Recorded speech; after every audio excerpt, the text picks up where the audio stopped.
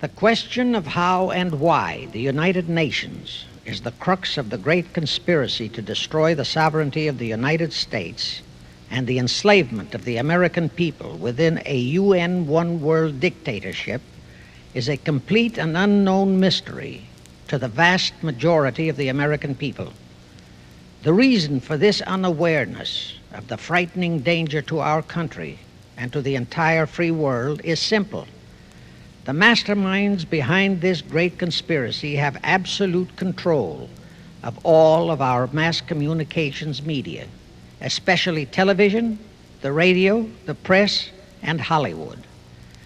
We all know that our State Department, the Pentagon, and the White House have brazenly proclaimed that they have the right and the power to manage the news, to tell us not the truth, but what they want us to believe.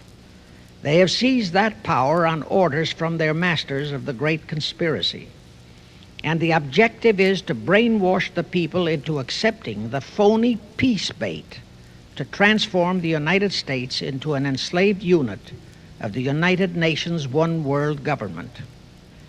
First of all, bear in mind that the so-called UN police action in Korea, fought by the United States, in which 150,000 of our sons were murdered and maimed, was part of the plot, just as the undeclared by Congress war in Vietnam, in which our sons are dying, is part of the plot, just as the plot against Rhodesia and South Africa, in which our sons will be dying, is part of the UN plot.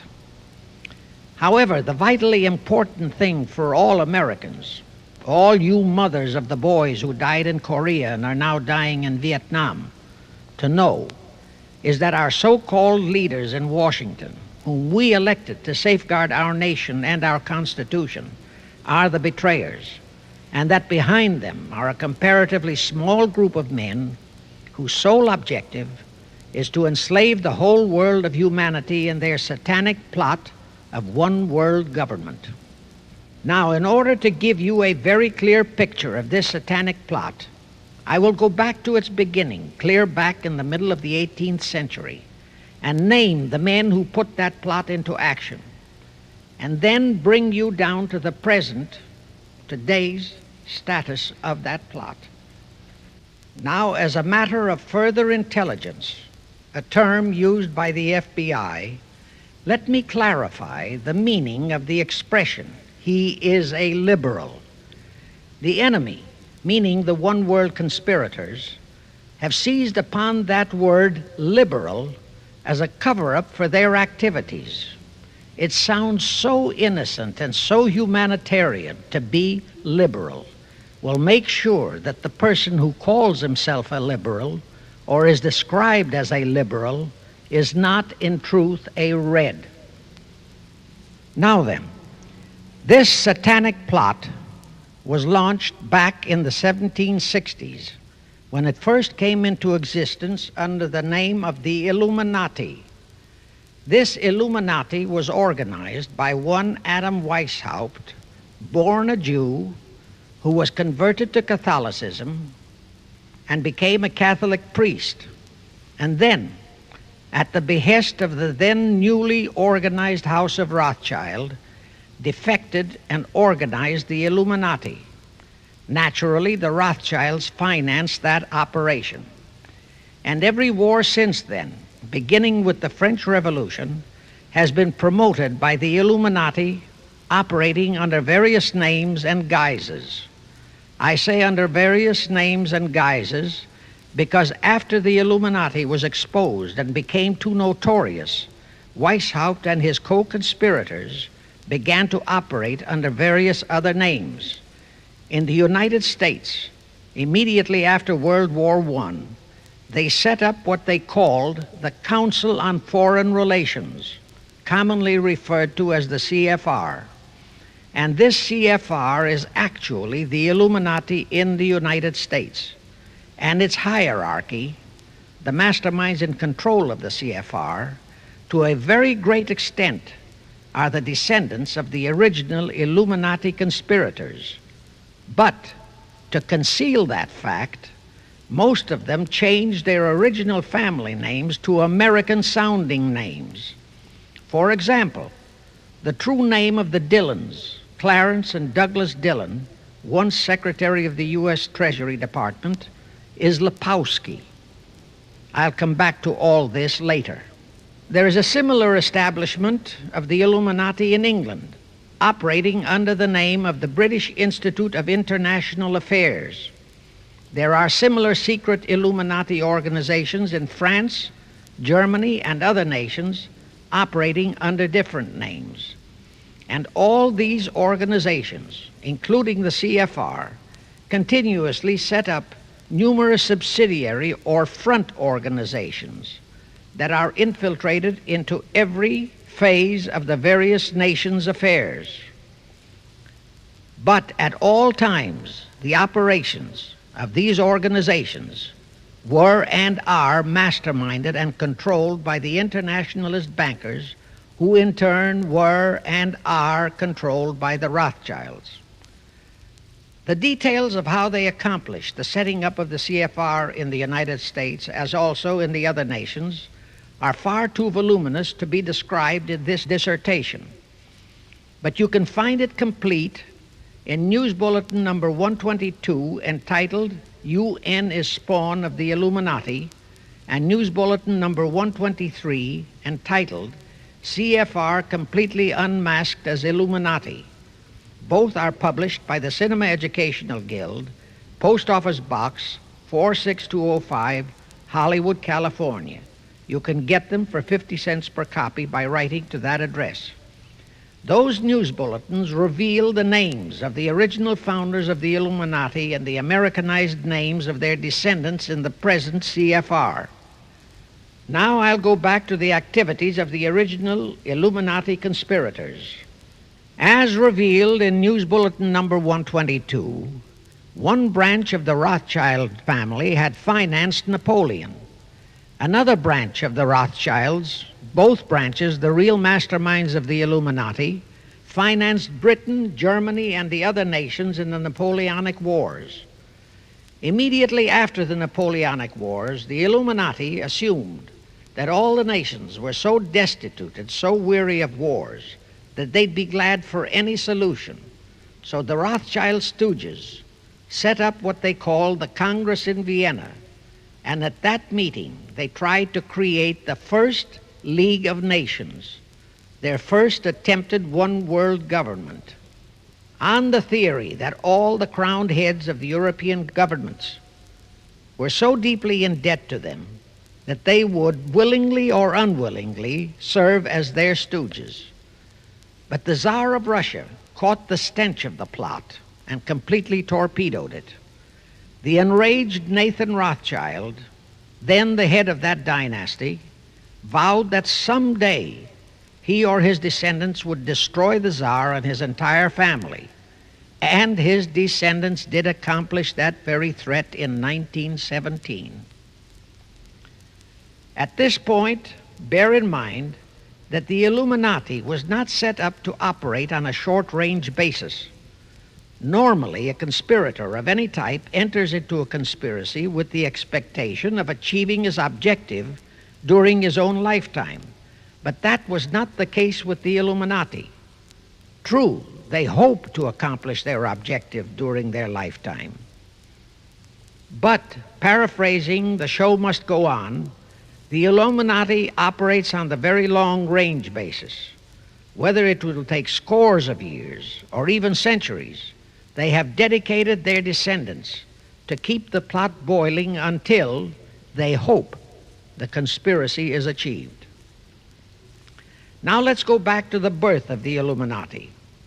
Adam Weishaupt was a Jesuit-trained professor of canon law, teaching in Ingolstadt University when he defected from Christianity to embrace the Luciferian conspiracy. It was in 1770 that the professional moneylenders, the then recently organized House of Rothschild, retained him to revise and modernize the age-old protocols of Zionism, which from the outset was designed to give the synagogue of Satan, so named by Jesus Christ, ultimate world domination, so they could impose the Luciferian ideology upon what would remain of the human race after the final social cataclysm by use of satanic despotism. Weishaupt completed his task May 1st, 1776. Now you know why May 1 is the great day with all communist nations to this very day. That was the day, May 1, 1776, that Weishaupt completed his plan and officially organized the Illuminati to put the plan into execution. That plan required the destruction of all existing governments and religions. That objective was to be reached by dividing the masses of people whom he, Weishaupt, termed Goyim, or human cattle, into opposing camps in ever-increasing numbers on political, social, economic, and other issues, the very conditions we have in our country today.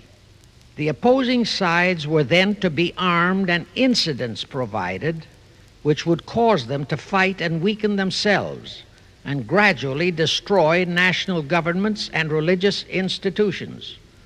Again, I say, the very conditions in the world today. And at this point, let me stress a prime feature of the Illuminati plans.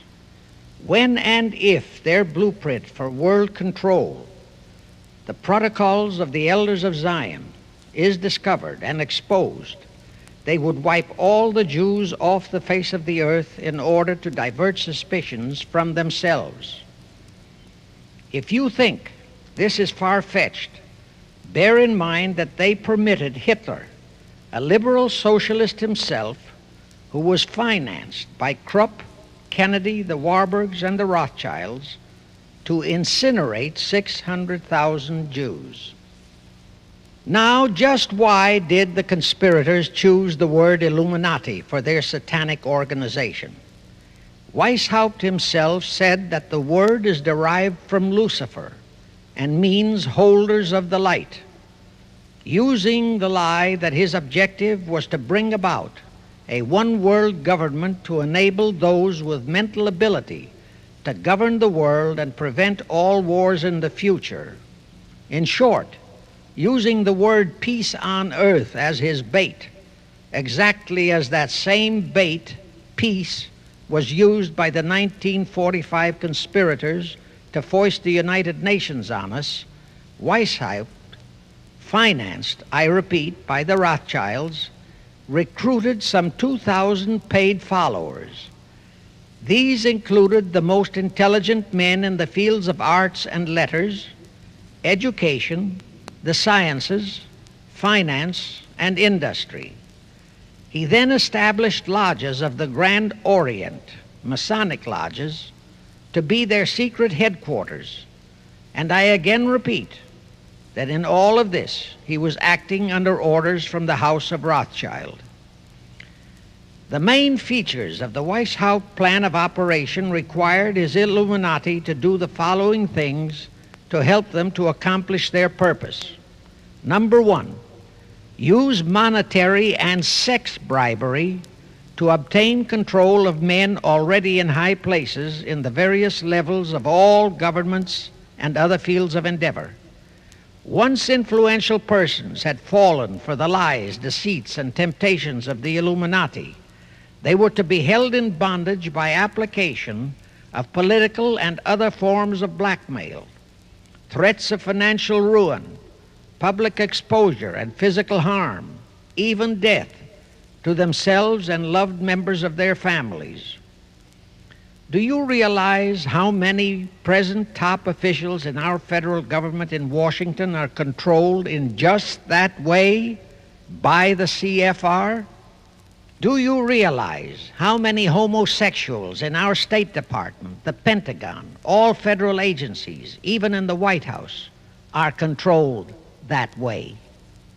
Number two, Illuminati on the faculties of colleges and universities were to cultivate students possessing exceptional mental ability belonging to well-bred families with international leanings and recommend them for special training in internationalism.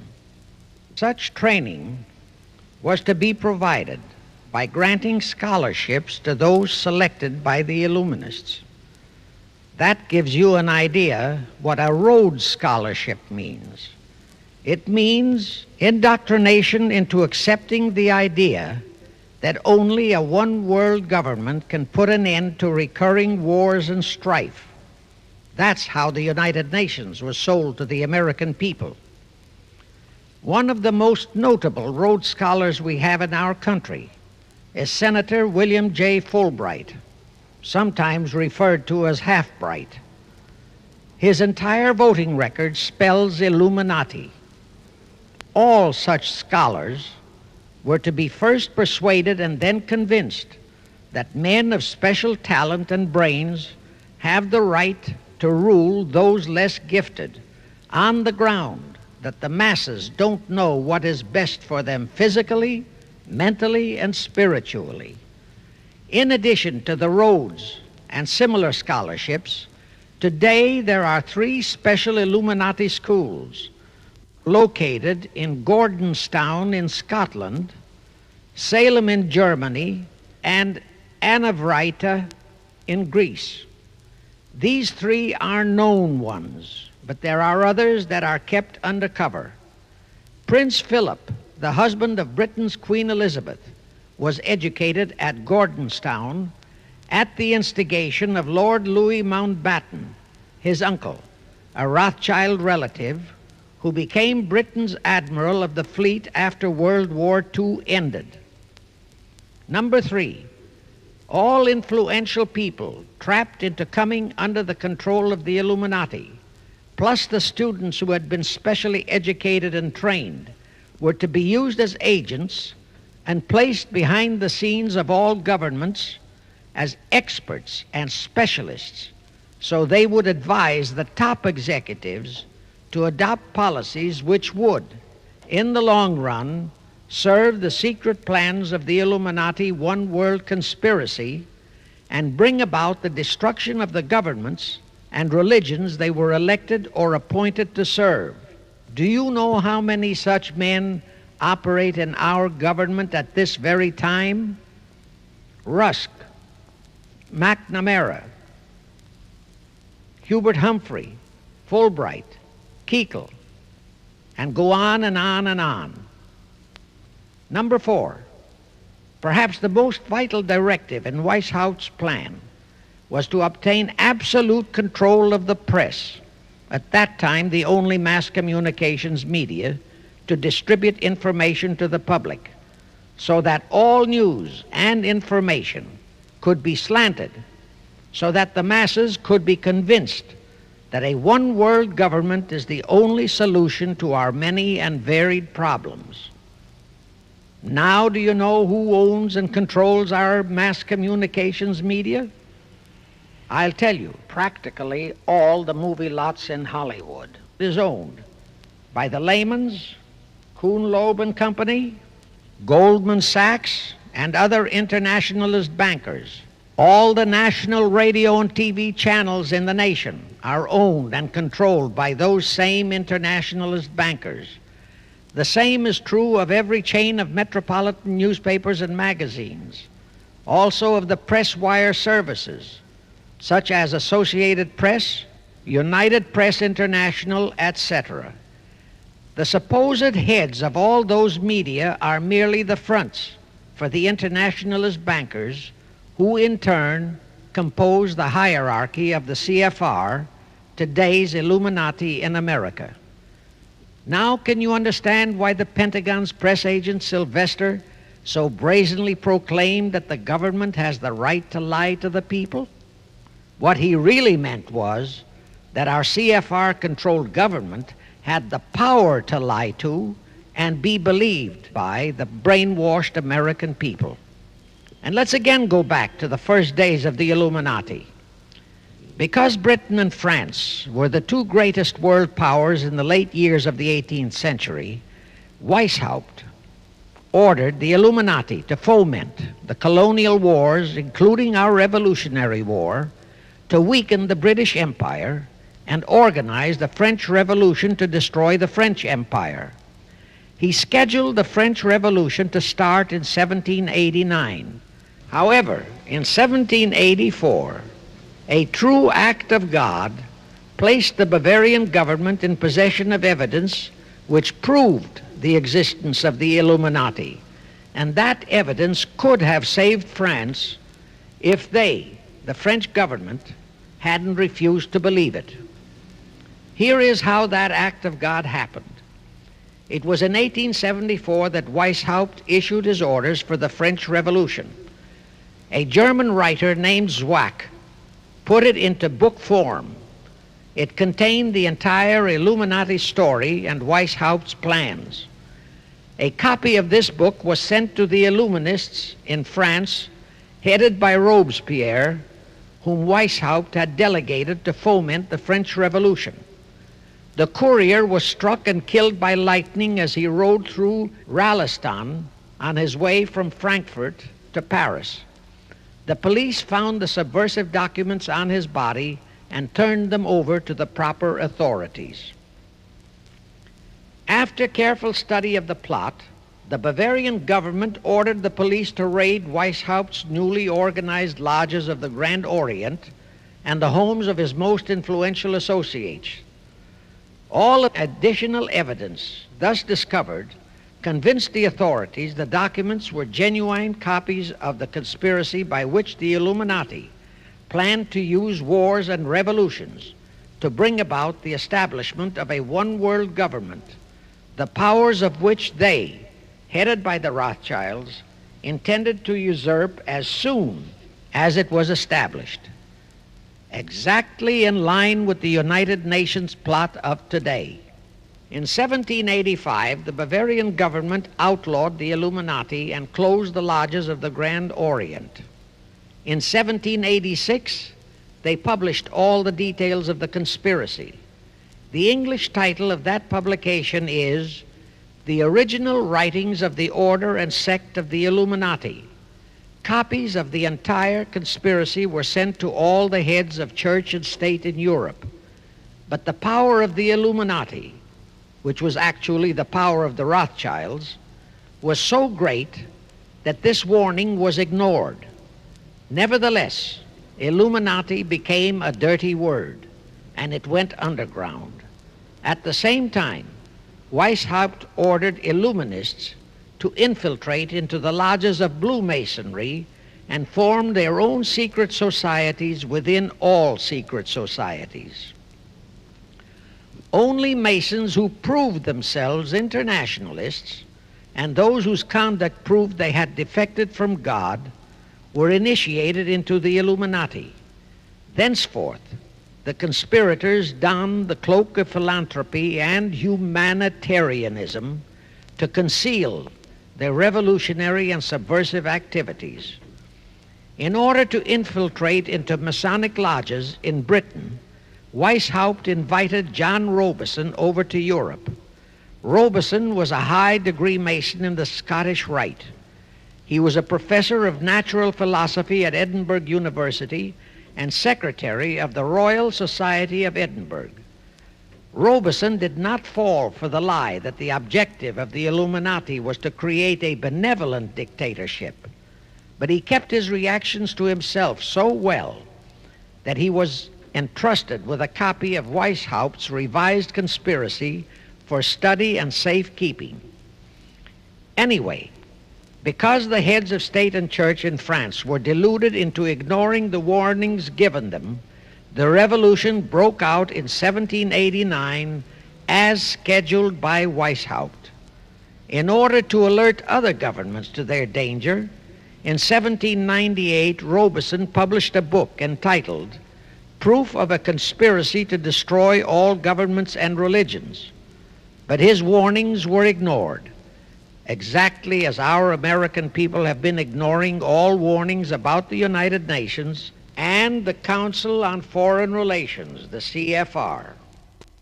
Now here is something that will stun and very likely outrage many who hear this, but there is documentary proof that our own Thomas Jefferson and Alexander Hamilton became students of Weishaupt's. Jefferson was one of Weishaupt's strongest defenders when he was outlawed by his government. And it was Jefferson who infiltrated the Illuminati into the then newly organized lodges of the Scottish Rite in New England.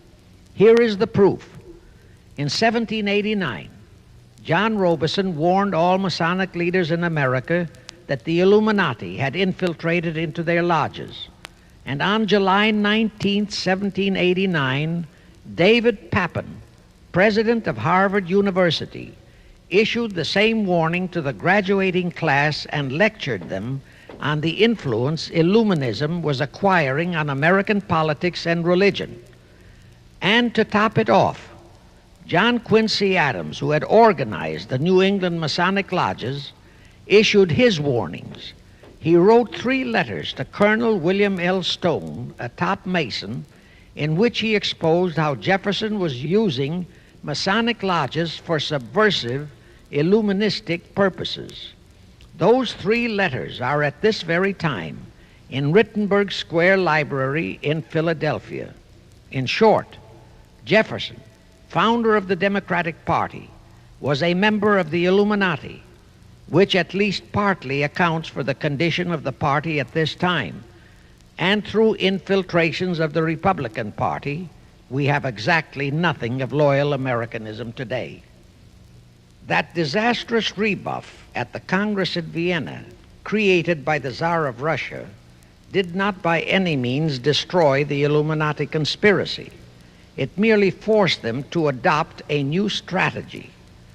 Realizing that the one world idea was, for the moment, killed, the Rothschilds decided that to keep the plot alive, they'd have to do it by heightening their control of the money systems of the European nations.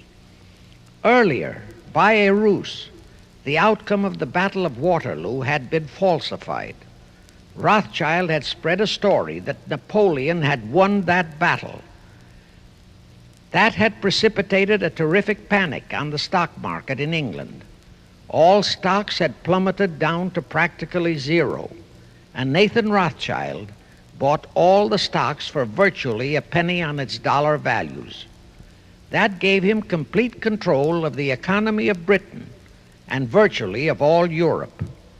So immediately after that Congress in Vienna had boomeranged, Rothschild forced Britain to set up a new Bank of England, which he absolutely controlled, exactly as later, through Jacob Schiff, he engineered our own Federal Reserve Act, which gave the House of Rothschild a secret control of the economy in the United States. But now for a moment, let's dwell on the activities of the Illuminati in the United States. In 1826, one Captain William Morgan decided it was his duty to inform all Masons and the general public what the full truth was regarding the Illuminati, their secret plans and intended objectives, also reveal the identities of the masterminds of the conspiracy. The Illuminati promptly tried Morgan in absentia and convicted him of treason. They ordered one Richard Howard, an English Illuminist, to carry out their sentence of execution as a traitor. Morgan was warned and he tried to escape to Canada. But Howard caught up with him near the border, near the Niagara Gorge, to be exact, where he murdered him.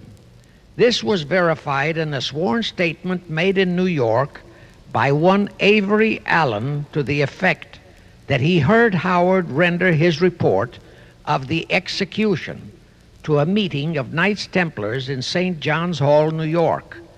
He also told how arrangements had been made to ship Howard back to England. That Allen affidavit is on record in New York City archives.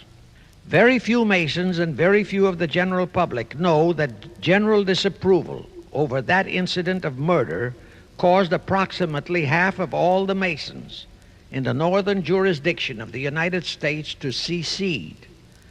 Copies of the minutes of the meeting held to discuss that matter are still in existence in safe hands, and that all that secrecy emphasizes the power of the masterminds of the Illuminati to prevent such terrible events of history from being taught in our schools. In the early 1850s, the Illuminati held a secret meeting in New York, which was addressed by a British Illuminist named Wright. Those in attendance were told that the Illuminati was organizing to unite the nihilist and atheist groups with all other subversive groups into an international to be known as communists. That was when the word communist first came into being, and it was intended to be the supreme weapon and scare word to terrify the whole world and drive the terrorized peoples into the Illuminati one world scheme. This scheme, communism, was to be used to enable the Illuminati to foment future wars and revolutions. Clinton Roosevelt, a direct ancestor of Franklin Roosevelt, Horace Greeley and Charles Dana, foremost newspaper publishers of that time, were appointed to head a committee to raise funds for the new venture. Of course, most of the funds were provided by the Rothschilds. And this fund was used to finance Karl Marx and Engels when they wrote Das Kapital and the Communist Manifesto in Soho, England. And this clearly reveals that communism is not a so-called ideology, but a secret weapon, a bogeyman word to serve the purpose of the Illuminati. Weishaupt died in 1830. But prior to his death, he prepared a revised version of the age-old conspiracy, the Illuminati, which, under various aliases, was to organize, finance, direct, and control all international organizations and groups by working their agents into executive positions at the top. In the United States, we have Woodrow Wilson, Franklin Roosevelt, Jack Kennedy, Johnson, Rusk, McNamara, Fulbright, etc., as prime examples. In addition, while Karl Marx was writing the Communist Manifesto under the direction of one group of Illuminists, Professor Karl Ritter of Frankfurt University was writing the Antithesis under direction of another group. The idea was that those who direct the overall conspiracy could use the differences in those two so-called ideologies to enable them to divide larger and larger members of the human race into opposing camps so that they could be armed and then brainwashed into fighting and destroying each other, and particularly to destroy all political and religious institutions. The work Ritter started was continued after his death and completed by the German so-called philosopher Friedrich Wilhelm Nietzsche, who founded Nietzscheism. This Nietzscheism was later developed into fascism and then into Nazism and was used to foment World Wars I and II. In 1834, the Italian revolutionary leader Giuseppe Mazzini was selected by the Illuminati to direct their revolutionary program throughout the world. He served in that capacity until he died in 1872. But some years before he died, Mazzini had enticed an American general named Albert Pike into the Illuminati. Pike was fascinated by the idea of a one-world government, and ultimately he became the head of this Luciferian conspiracy. Between 1859 and 1871, he, Pike, worked out a military blueprint for 3 world wars and various revolutions throughout the world, which he considered would forward the conspiracy to its final stage in the 20th century. Again, I remind that these conspirators were never concerned with immediate success. They always operated on a long-range view. Pike did most of his work in his home in Little Rock, Arkansas.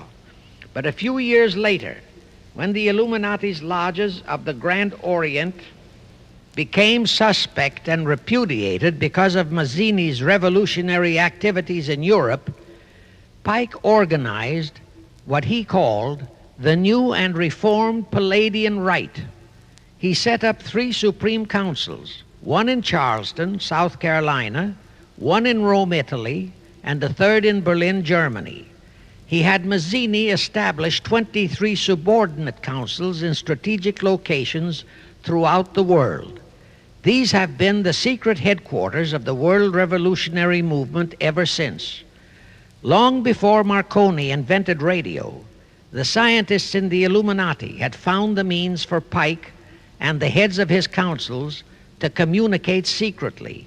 It was the discovery of that secret that enabled intelligence officers to understand how apparently unrelated incidents, one such as the assassination of an Austrian prince at Sarajevo, took place simultaneously throughout the world, which developed into a war or a revolution. Pike's plan was as simple as it has proved effective.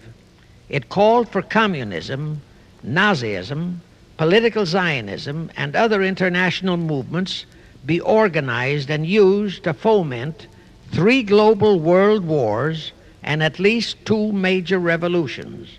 The First World War was to be fought so as to enable the Illuminati to destroy Tsarism in Russia, as vowed by Rothschild after the Tsar had torpedoed his scheme at the Congress in Vienna, and to transform Russia into a stronghold of atheistic communism. The differences stirred up by agents of the Illuminati between the British and German empires were to be used to foment this war. After the war would be ended, communism was to be built up and used to destroy other governments and weaken religions. World War II, when and if necessary, was to be fomented by using the controversies between fascists and political Zionists. And here let it be noted that Hitler was financed by Krupp, the Warburgs, the Rothschilds, and other internationalist bankers, and that the slaughter of the supposed 600,000 Jews by Hitler didn't bother the Jewish internationalist bankers at all. That slaughter was necessary in order to create worldwide hatred of the German people and thus bring about the war against them. In short, this Second World War was to be fought to destroy Nazism and to increase the power of political Zionism so that the State of Israel could be established in Palestine. During this World War II, international communism was to be built up until it equaled in strength that of united Christendom. When it reached that point, it was to be contained and kept in check until required for the final social cataclysm. As we know now, Roosevelt, Churchill, and Stalin put that exact policy into effect, and Truman, Eisenhower, Kennedy, and Johnson continued that same exact policy. World War III is to be fomented by using the so-called controversies the agents of the Illuminati, operating under whatever new name, are now stirring up between the political Zionists and the leaders of the Muslim world. That war is to be directed in such a manner that all of Islam and political Zionism, Israel, will destroy each other, while at the same time the remaining nations, once more divided on this issue, will be forced to fight themselves into a state of complete exhaustion, physically, mentally, spiritually, and economically. Now, can any thinking person doubt that the intrigue now going on in the Near, Middle, and Far East is designed to accomplish that satanic objective? Pike himself foretold all this in a statement he made to Mazzini on August 15, 1871. Pike stated that after World War III is ended, those who will inspire to undisputed world domination will provoke the greatest social cataclysm the world has ever known. Quoting his own words, taken from the letter he wrote to Mazzini and which letter is now catalogued in the British Museum in London, England, he said, "We shall unleash the nihilists and the atheists, and we shall provoke a great social cataclysm which in all its horror will show clearly to all nations the effect of absolute atheism, the origin of savagery and of most bloody turmoil.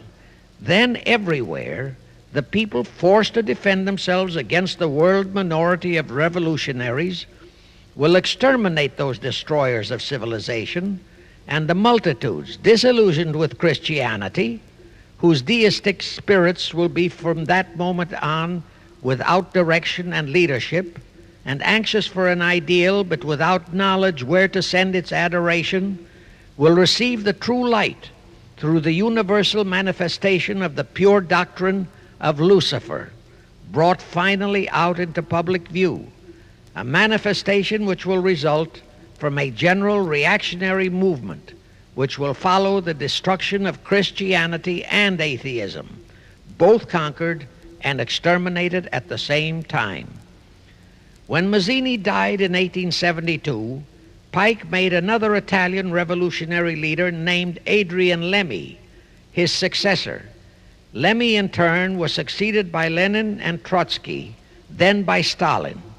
The revolutionary activities of all those men were financed by British, French, German, and American international bankers, all of them dominated by the House of Rothschild. We are supposed to believe that the international bankers of today, like the money changers of Christ's day, are only the tools or agents of the great conspiracy, but actually they are the masterminds behind all of it. While the general public has been brainwashed by all the mass communications media into believing that communism is a movement of the so-called workers, the actual fact is that both British and American intelligence officers have authentic documentary evidence that international liberals operating through their international banking houses, particularly the House of Rothschild, have financed both sides in every war and revolution since 1776.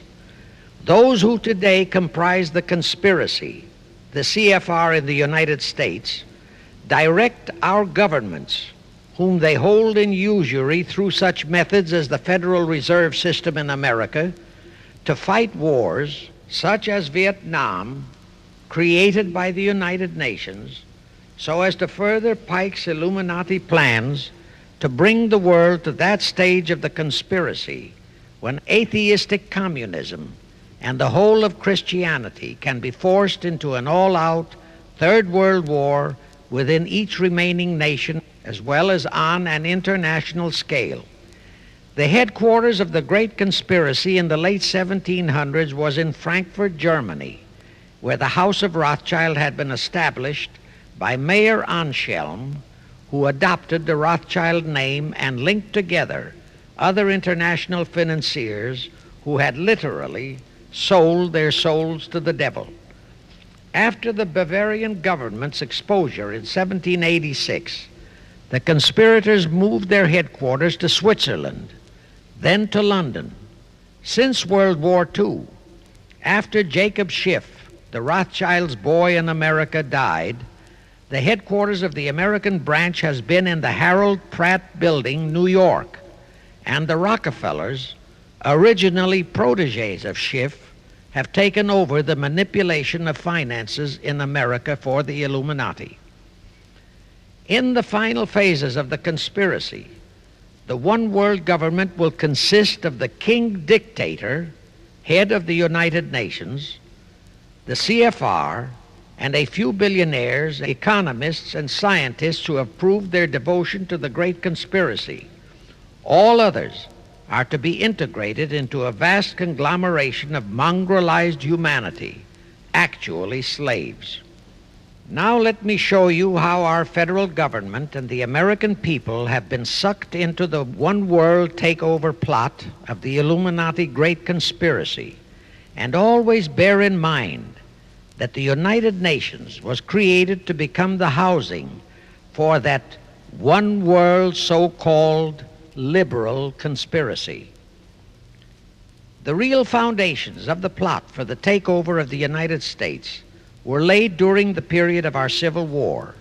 Not that Weishaupt and the earlier masterminds had ever overlooked the New World. As I have previously indicated, Weishaupt had his agents planted over here as far back as the Revolutionary War. But George Washington was more than a match for them. It was during the Civil War that the conspirators launched their first concrete efforts. We know that Judah Benjamin, chief advisor of Jefferson Davis, was a Rothschild agent. We also know that there were Rothschild agents planted in Abraham Lincoln's cabinet who tried to sell him into a financial dealing with the House of Rothschild. But old Abe saw through the scheme and bluntly rejected it, thereby incurring the undying enmity of the Rothschilds, exactly as the Russian Tsar did when he torpedoed their first League of Nations at the Congress in Vienna. Investigation of the assassination of Lincoln revealed that the assassin, Booth, was a member of a secret conspiratorial group. Because there were a number of highly important government officials involved, the name of the group was never revealed, and it became a mystery, exactly as the assassination of Jack Kennedy still is a mystery. But I am sure it will not for long remain a mystery. Anyway, the ending of the Civil War destroyed, temporarily, all chances of the House of Rothschild to get a clutch on our money system, such as they had acquired in Britain and other nations in Europe. I say temporarily because the Rothschilds and the masterminds of the conspiracy never quit. So they had to start from scratch, but they lost no time in getting started. Shortly after the Civil War, a young immigrant who called himself Jacob H. Schiff arrived in New York. Jacob was a young man with a mission for the House of Rothschild. Jacob was the son of a rabbi, born in one of Rothschild's houses in Frankfurt, Germany. I won't go deeply into his background. The important point is that Rothschild recognized in him not only a potential money wizard, but more important, he also saw the latent Machiavellian qualities in Jacob that could, as it did, make him an invaluable functionary in the great one-world conspiracy. After a comparatively brief training period in the Rothschilds' London bank, Jacob left for America with instructions to buy into a banking house, which was to be the springboard to acquire control of the money system of the United States. Actually, Jacob came here to carry out 4 specific assignments. Number 1, and most important, was to acquire control of America's money system. Number 2, find desirable men who, for a price, would be willing to serve as stooges for the great conspiracy and promote them into high places in our federal government, our Congress, in the U.S. Supreme Court, and all federal agencies. Number 3, create minority group strife throughout the nations, particularly between whites and blacks. Number 4, create a movement to destroy religion in the United States, but Christianity to be the chief target. Earlier, I stated that Jacob Schiff came to America with orders by Rothschild to carry out 4 specific directives. The first and most important one was to get control of the United States money system. Let's trace Schiff's step to accomplish that directive.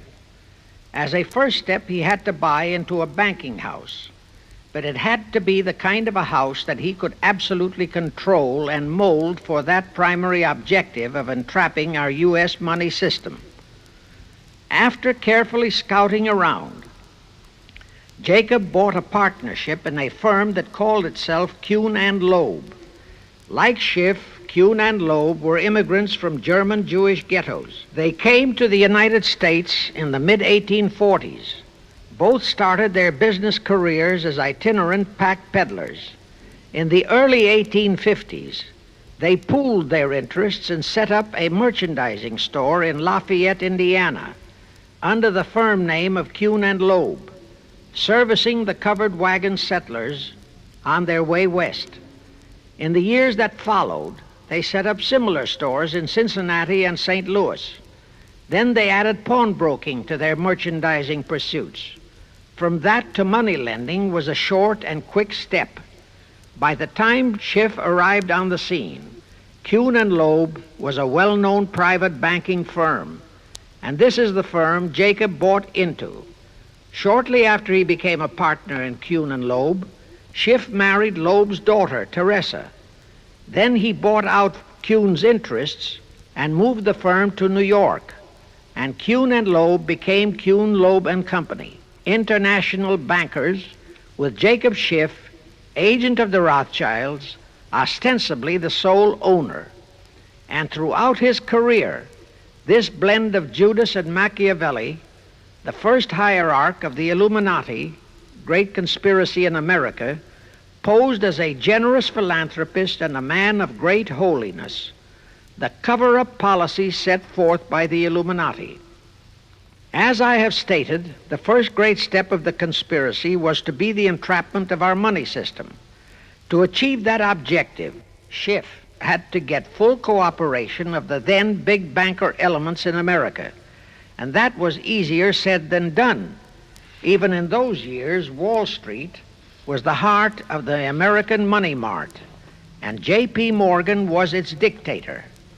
Next in line were the Drexels and the Biddles in Philadelphia. All the other financiers, big and little, danced to the music of those three houses, but particularly to that of Morgan. All of those three were proud, haughty, arrogant potentates. For the first few years, they viewed the little bewhiskered man from the German ghettos with utter contempt. But Jacob knew how to overcome that. He threw a few Rothschild bones to them, said bones being distribution in America of desirable European stock and bond issues. Then he discovered he had a still more potent weapon in his hands in the following. It was in the decades following our Civil War that our industries began to burgeon. We had great railroads to build. The oil, mining, steel, textile industries were bursting out of their swaddling clothes. All that called for vast financing. Much of that financing had to come from abroad.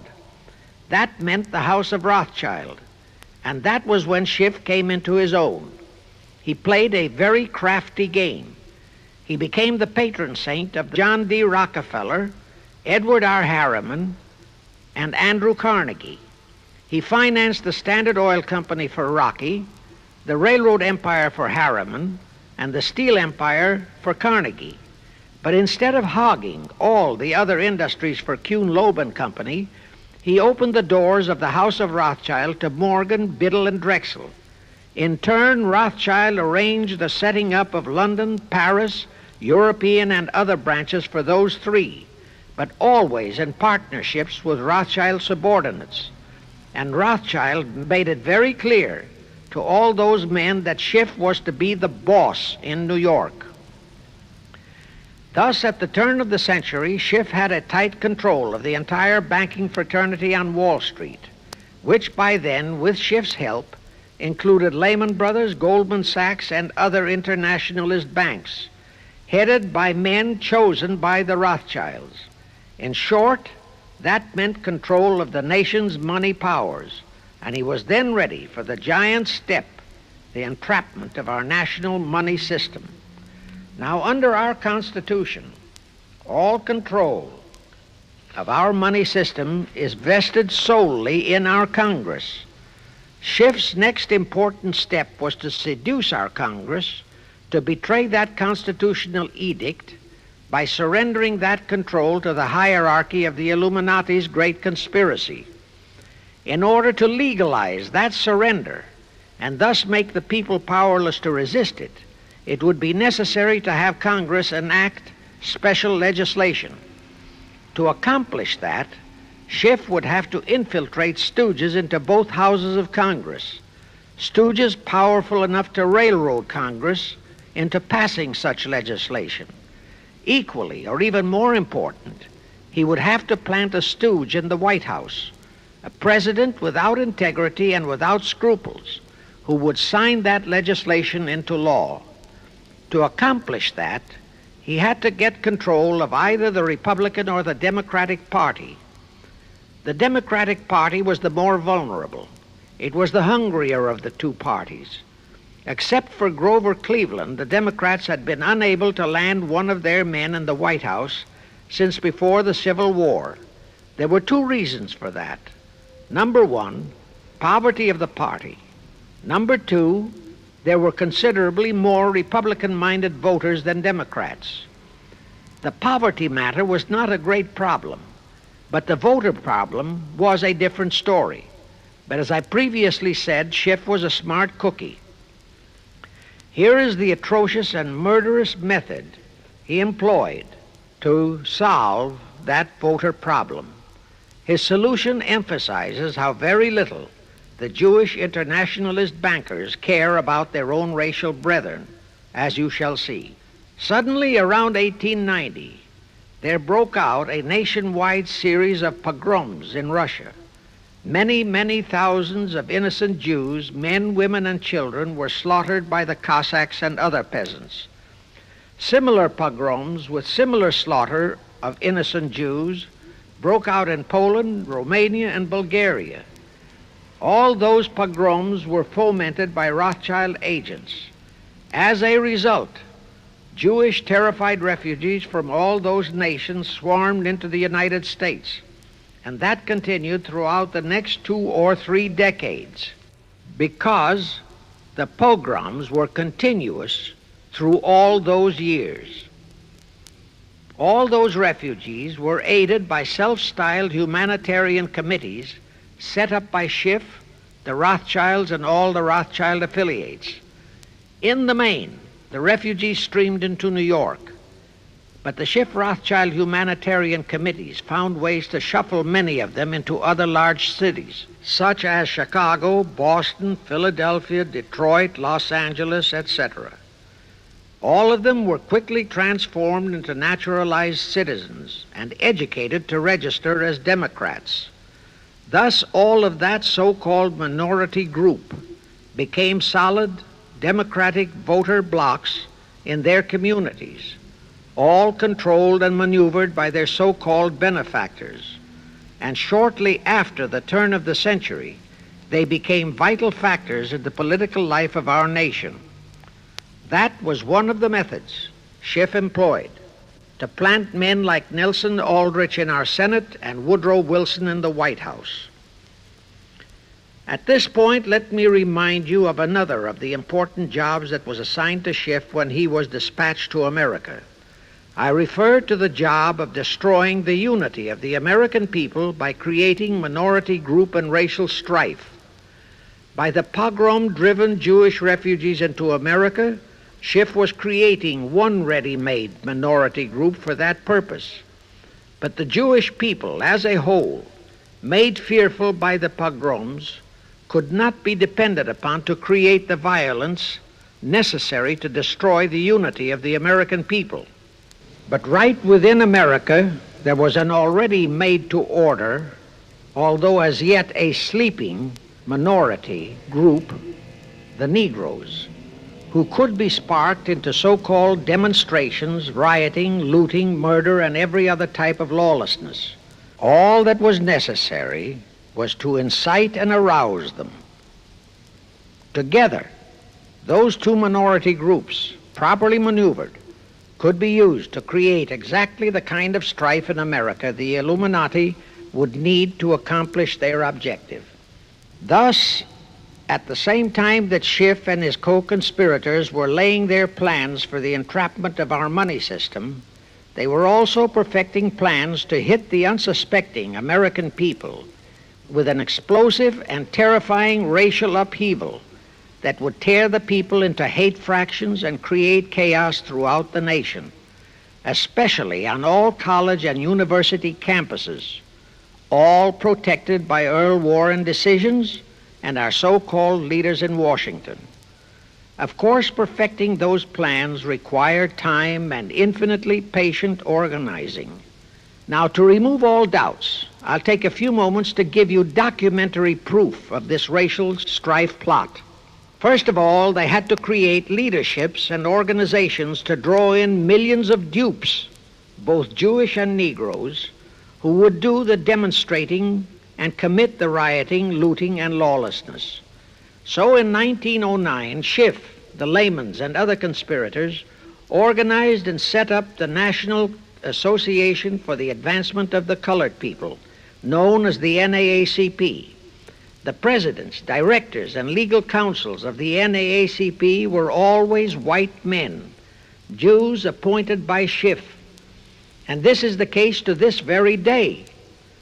Then, in 1913, the Schiff Group organized the Anti-Defamation League of the B'nai B'rith, commonly known as the ADL, to serve as the Gestapo and hatchet man outfit for the entire great conspiracy. Today, this sinister ADL maintains over 2,000 agencies in all parts of the country, and they advise and completely control every action of the NAACP, CORE, of the Urban League, of all the other so-called Negro civil rights organizations throughout the nation, including such leaders as Martin Lucifer King, Stokely Carmichael, Bayard Rustin, and others of that ilk.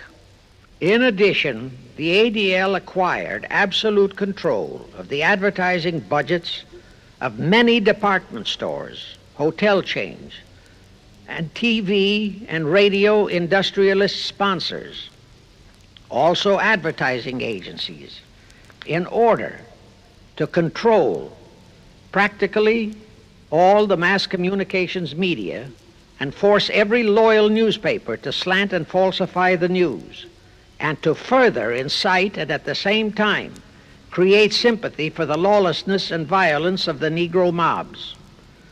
Here is documentary proof of the beginning of their deliberate plot to foment the Negroes into all their lawlessness.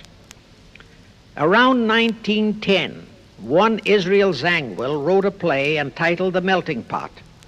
It was sheer propaganda to incite the Negroes and Jews, because the play purportedly visualized how the American people were discriminating against and persecuting Jews and Negroes.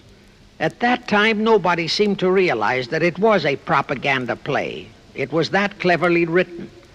The propaganda was well wrapped up in the truly great entertainment in the play, and it was a big Broadway hit. Now, in those years, the legendary diamond Jim Brady used to throw a banquet at the famous Delmonico restaurant in New York after the opening performance of a popular play.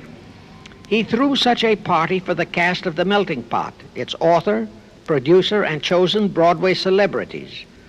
By then, I'd already made a personal mark on the Broadway theater and was invited to that party. There I met George Bernard Shaw and a Jewish writer named Israel Cohen. Zangwill, Shaw, and Cohen were the triumvirate who created the Fabian Society in England and had worked closely with a Frankfurt Jew named Mordecai, who had changed his name to Karl Marx. But remember, at that time, both Marxism and communism were just emerging, and nobody paid much attention to either, and nobody suspected the propaganda in the writings of those three really brilliant writers. At that banquet, Israel Cohen told me he was then engaged in writing a book which was to be a follow-up on Zangwill's The Melting Pot. The title of his book was to be A Racial Program for the 20th Century. At that time, I was completely absorbed by my work as a playwright, and significant as that title was, its real objective never dawned on me, nor was I interested in reading the book. But it suddenly hit me with the force of a hydrogen bomb when I received a newspaper clipping of an item published by the Washington, D.C. Evening Star in May 1957.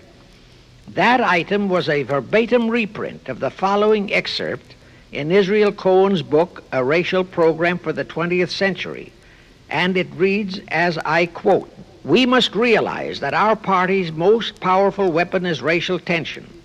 By propounding into the consciousness of the dark races that for centuries they have been oppressed by the whites, we can mold them to the program of the Communist Party. In America, we will aim for subtle victory. While inflaming the Negro minority against the whites, we will instill in the whites a guilt complex for their exploitation of the Negroes.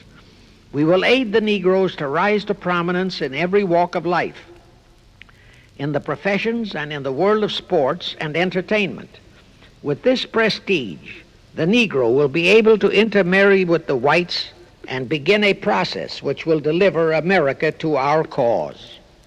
That same excerpt was entered into the Congressional Record of June 7, 1957 by Representative Thomas G. Abernathy. Thus the authenticity of that passage in Cohen's book was fully established. But the one question that remained in my mind was whether it represented the official policy or plot of the Communist Party or just a personal expression of Cohen himself. Hence I sought more proof, and I found it. In an official pamphlet published in 1935 by the New York Communist Party's official Workers' Library Publishers. That pamphlet was entitled, "The Negroes in a Soviet America." It urged the Negroes to rise up, form a Soviet state in the South, and apply for admission to the Soviet Union. It contained a firm pledge that the revolt would be supported by all American Reds and all so-called liberals. On page 38, it promised that a Soviet government would confer greater benefits to Negroes than to whites. And again, this official communist pamphlet pledged that, I quote, "Any act of discrimination or prejudice against a Negro will become a crime under the revolutionary law," unquote. That statement proved that the excerpt in Israel Cohen's book, published in 1913, was an official edict of the Communist Party and directly in line with the Illuminati blueprint for world revolution issued by Weishaupt and later by Albert Pike. Now there's only one question, and that is to prove that the communist regime is directly controlled by the American Jacob Schiff and London Rothschild masterminds of the Great Conspiracy. A little later, I will provide that proof that will remove even a remote doubt that the Communist Party as we know it was created by those masterminds, capitalists if you will note, that Schiff, the Warburgs, and the Rothschilds planned and financed the entire Russian Revolution, also the murder of the Tsar and his family, and that Lenin, Trotsky, and Stalin took their orders directly from Schiff and the other capitalists whom they supposedly are fighting. Now can you see why the vile Earl Warren and his equally vile co-Supreme Court justices issued that infamous and treasonous desegregation decision in 1954? It was to aid and abet the plot of the Illuminati conspirators to create tension and strife between Negroes and whites. Can you see why the same Earl Warren issued his decision prohibiting Christian prayers and Christmas carols in our schools? It was done to destroy Christianity. Can you see why Eisenhower, despite all the rigid constitutional prohibitions, sent federal troops into a southern state to enforce the desegregation decision? Why Kennedy did likewise? And can you see why Johnson and 66 senators, despite the protests of 90% of the American people, voted for the Consular Treaty, which opens our entire country to Russian spies and saboteurs? All those 66 senators are 20th century Benedict Arnolds. It is up to you and you, all of the American people, to force Congress, our elected servants, to haul in those American traitors for impeachments, and that when proven guilty, they all be given the punishment prescribed for traitors who aid and abet our enemies. And that includes the forcing of rigid investigations by Congress of the CFR and all their fronts, such as the ADL, the NAACP, SNCC, and such Illuminati tools as Martin Lucifer King. Such investigations will completely unmask all the leaders in Washington and the Illuminati and all their affiliations and affiliates as traitors carrying out the Illuminati plot.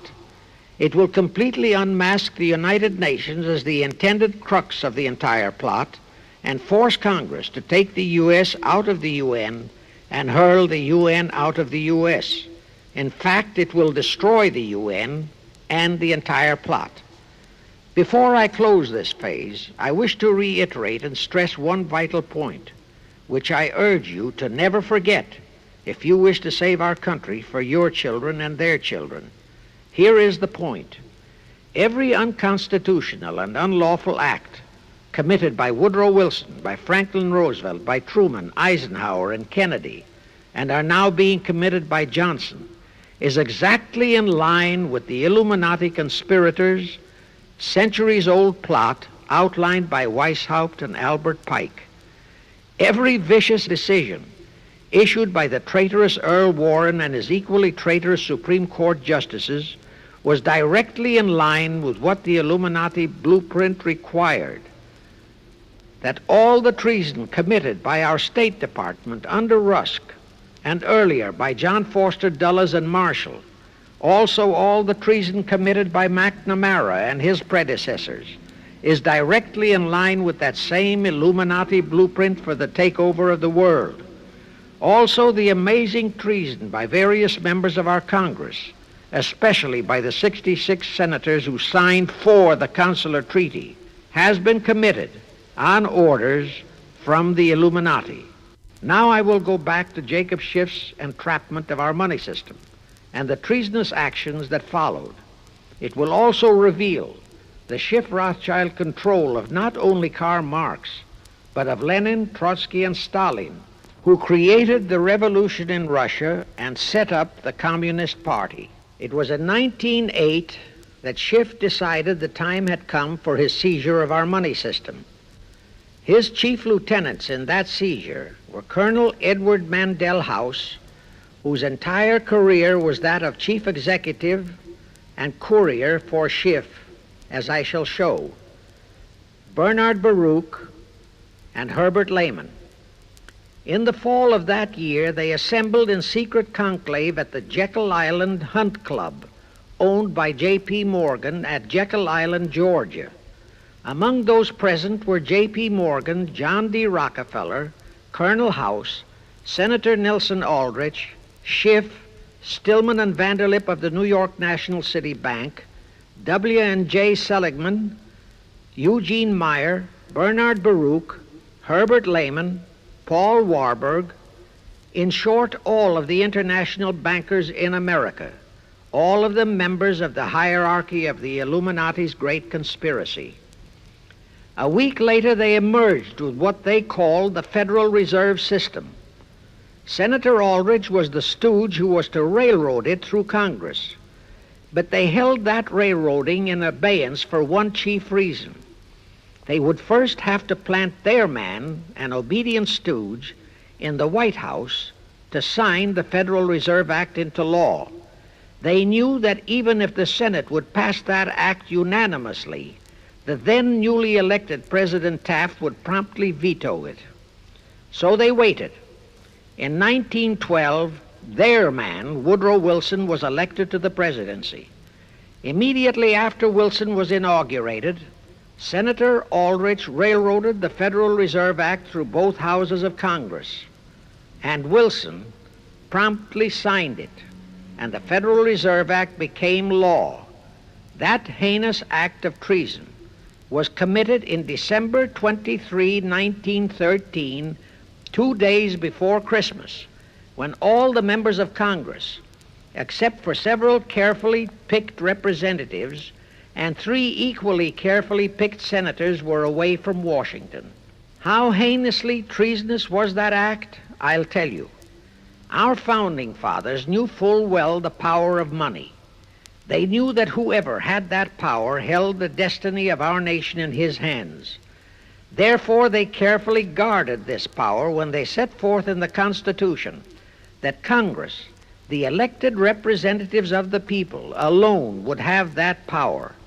The constitutional language on this point is brief, concise, and specific, stated in Article 1, Section 8, Paragraph 5, defining the duties and powers of Congress, and I quote, "To coin money, regulate the value thereof, and of foreign coin, and the standard of weights and measures," unquote.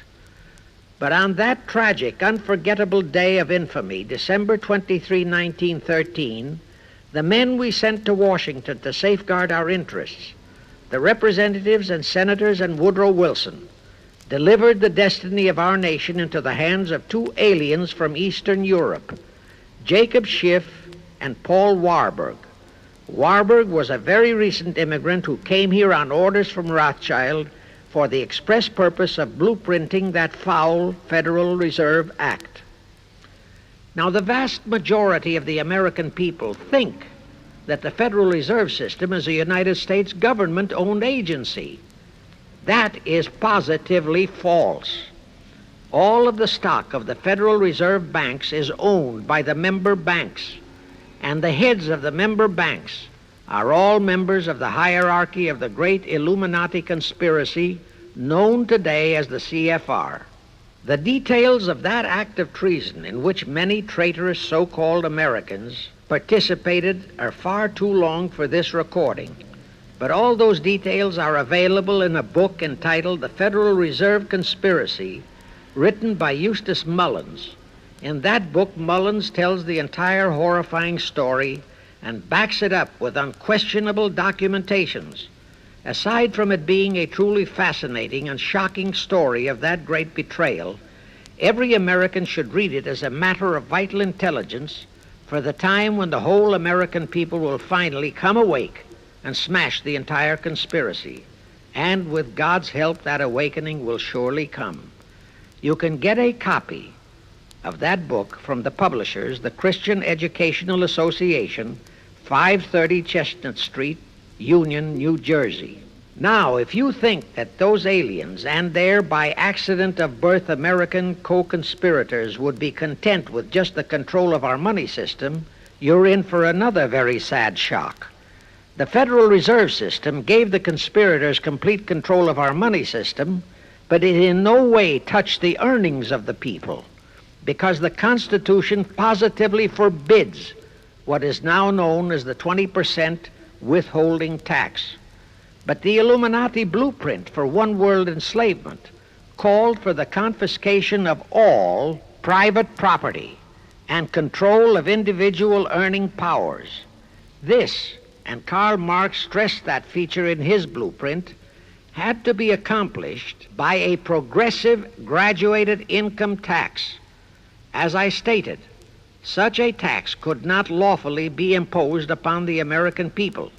It is succinctly and expressly forbidden by our Constitution.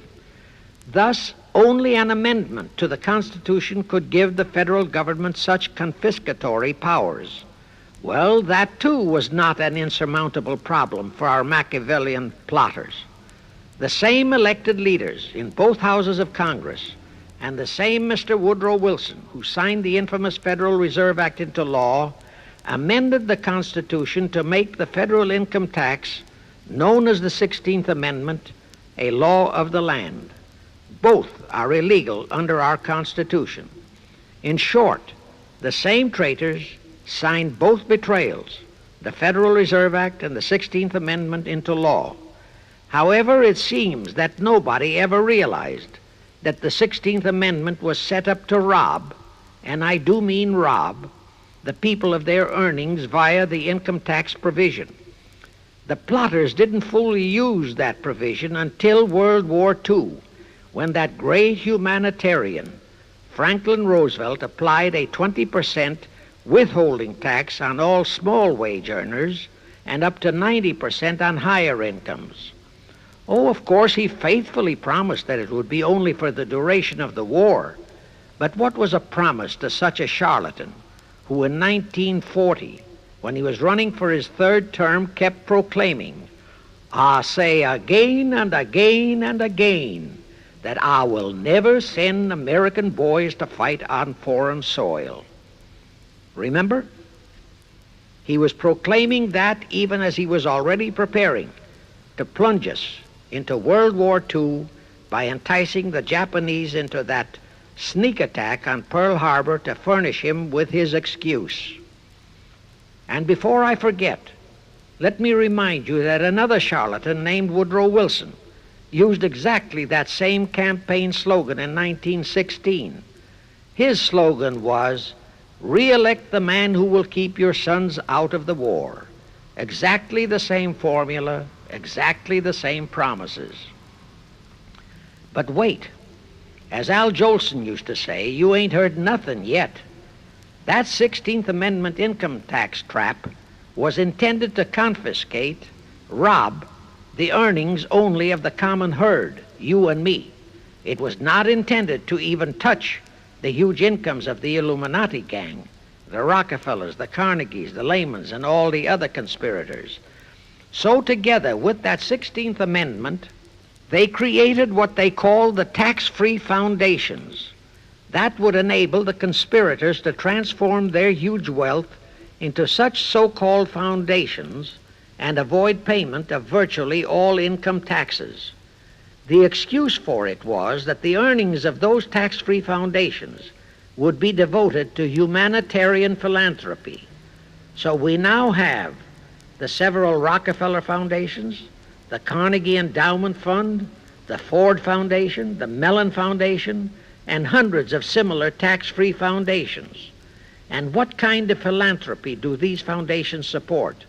Well, they finance all the civil rights groups that are creating all the chaos and rioting all over the country. They finance the Martin Lucifer Kings. The Ford Foundation finances the Center for the Study of Democratic Institutions in Santa Barbara, commonly referred to as Moscow West, and which is headed by Wonderboy Hutchins, Walter Reuther, Irwin Canham, and others of that ilk. In short, the tax-free foundation financed those who are doing the job for the Illuminati Great Conspiracy. And what are the hundreds of billions of dollars they confiscate every year from the earnings of the common herd, you and me, used for? Well, for one thing, there's the foreign aid gimmick, which gave billions to Communist Tito, plus gifts of hundreds of jet planes, many of which were turned over to Castro, plus the costs of training communist pilots so that they can the better shoot down our planes, billions to Red Poland, billions to India, billions to Sukarno, billions to other enemies of the United States. That's what that treasonously railroaded 16th Amendment has done to our nation, to the American people, to you and to me, to your children and their children. Our CFR Illuminati-controlled federal government can grant tax-free status to all foundations and pro-red one-world outfits, such as the Fund for the Republic. But if you, or a patriotic pro-organization, is too outspokenly pro-American, they can terrify and intimidate you by finding a misplaced comma in your income tax report and by threatening you with penalties, fines, and even prison. Future historians will wonder how the American people could have been so naive and stupid as to have permitted such audaciously brazen acts of treason as the Federal Reserve Act and the 16th Amendment. Well, they were not naive and they were not stupid. The answer is they trusted the men they elected to safeguard our country and our people, and they just didn't have even an inkling about either betrayal until after each one had been accomplished. It was the Illuminati-controlled mass communications media that kept and is keeping our people naive and stupid and unaware of the treason being committed. Now the great question is, when will the people wake up and do to our traitors of today what George Washington and our founding fathers would have done to Benedict Arnold? Actually, Benedict Arnold was a petty traitor compared to our present traitors in Washington. Now let's go back to the events that followed the rape of our Constitution by the passage of the Federal Reserve Act of the 16th Amendment. With Wilson completely under their control, the masterminds of the great conspiracy put in motion their next and what they hoped would be their final steps to achieve their one-world government. The first of those steps was to be World War I. Why war? Simple.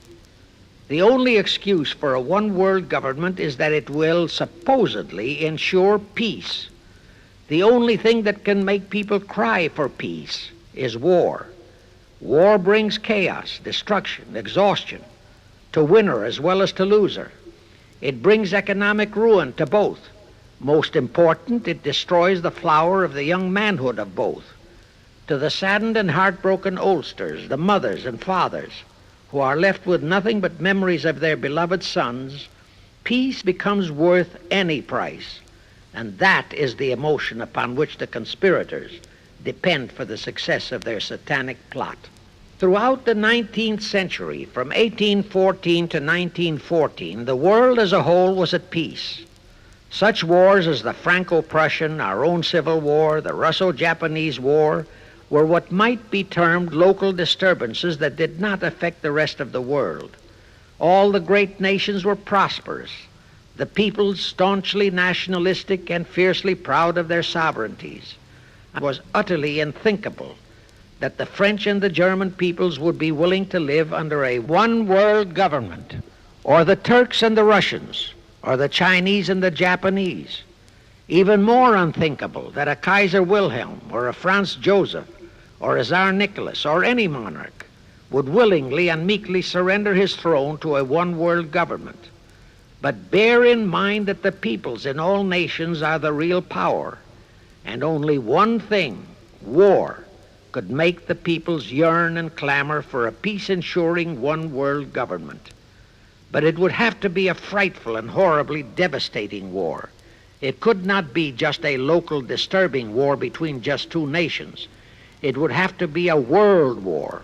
No major nation must be left untouched by the horrors and devastation of such a war. The cry for peace must be made universal. Actually, that was the format set by the Illuminati and Nathan Rothschild at the turn of the 19th century. They first maneuvered all of Europe into the Napoleonic Wars. Then the Congress in Vienna, which they, and particularly Rothschild, planned to transform into a League of Nations, which was to have been the housing for their one-world government, exactly as the present United Nations was set up to be the housing for the forthcoming, God forbid, one-world government. Anyway, that was the format the House of Rothschild and Jacob Schiff decided to employ to achieve their objective in 1914. Of course, they knew that that same format had failed in 1814, but they theorized that was only because the Tsar of Russia had torpedoed that scheme. Well, the present 1914 conspirators would eliminate that 1814 fly in the ointment.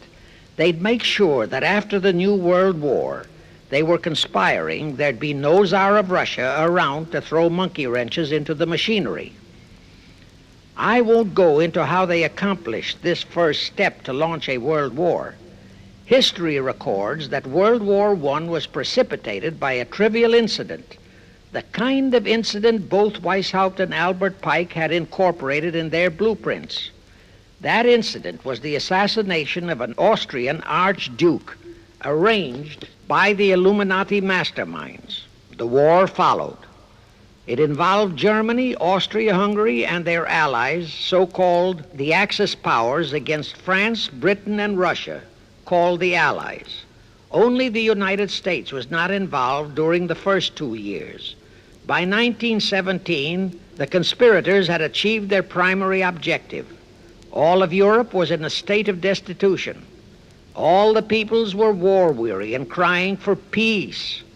And the outcome, too, was all set.